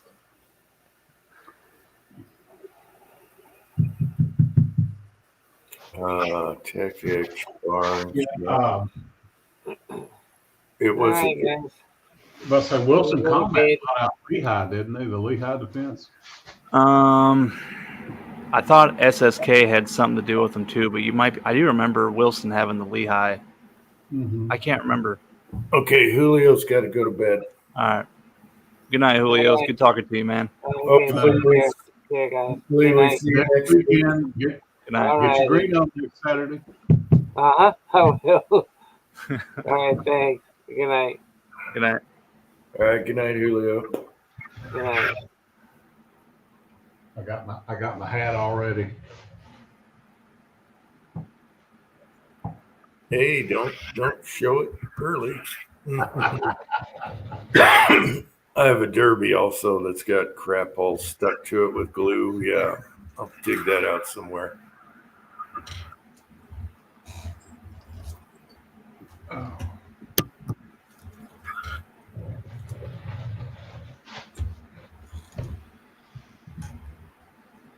Oh, there's the old Bob Ross wig. Yeah, that's more.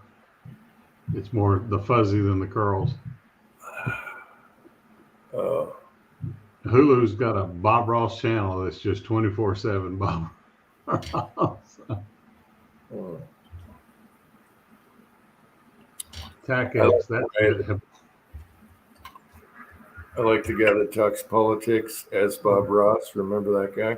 Yeah, what the hell's his name? I forget. I haven't seen him put up a video in a Oh, long time. yeah. Yeah. He's all jacked and tattooed, but he talks like Bob Ross. Well, no, he's dressed like Bob Ross. And, he's got so much good material right now. Why isn't he doing videos? John, what's his last name? I forget. I don't know. John something. I haven't seen one of those videos. I either accidentally unsubbed him or he quit making videos. I haven't seen one of his in a long time, but he was funnier than hell. He might have gotten kicked off YouTube. That's a good possibility. He could have been because he throws it out there. Yeah. I've enjoyed it. I listen to these subcommittee and committee hearings when I'm driving. Yeah, I'll throw it on YouTube and listen to them like a podcast. And I've been getting a kick out of just the Dems have just sounded their attacks are just so stupid. When they were interviewing those two reporters and they're attacking them, and the reporters answered, and they go, "Don't answer me. I'm not asking you questions." And like,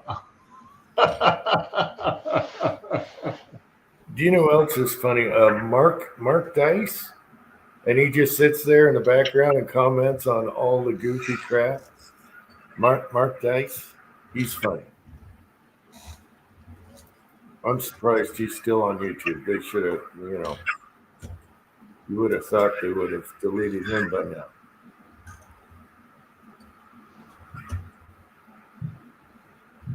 Steven Crowder comes back March 20th. Mark your calendars. Who is that? was he banned or was he absent due to health again? No, his contract was up with Blaze TV, so he was looking for a new home, a new network. Oh, okay.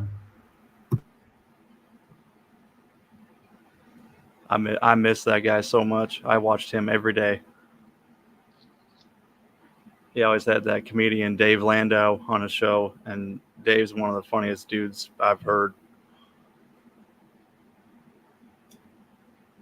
Cranky knows. Cranky listens to him too. A Chinese American lawyer.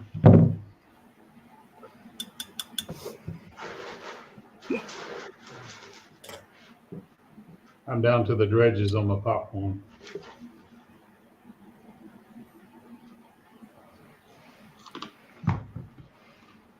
Oh, got a kernel. The what?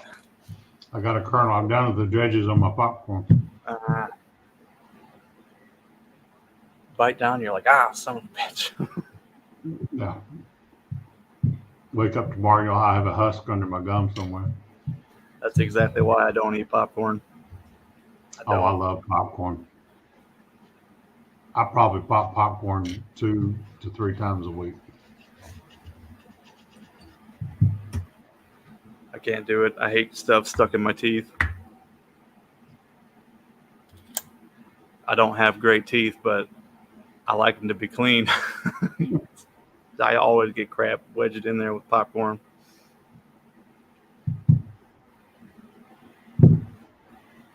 Oh, You guys man. ever use... Go ahead. Oh, I'm just yawning. Sorry. Do you ever use that powder lube that comes with your case prep center? That mica powder that comes with the lineman? That stuff's awesome. I'm neck sizing right now, and it's clean. Yeah, the stuff you dip in the little container. Yeah. I would show you the container, but I'm afraid I'll dump it everywhere again. Well, guys, why don't we shut her down and we'll do St. Patrick's next Saturday. Green Beer Chat. Yeah. What say you? I'm okay with that. All right. You're running the show, boss. We're on your time. I'm craving for popcorn, so.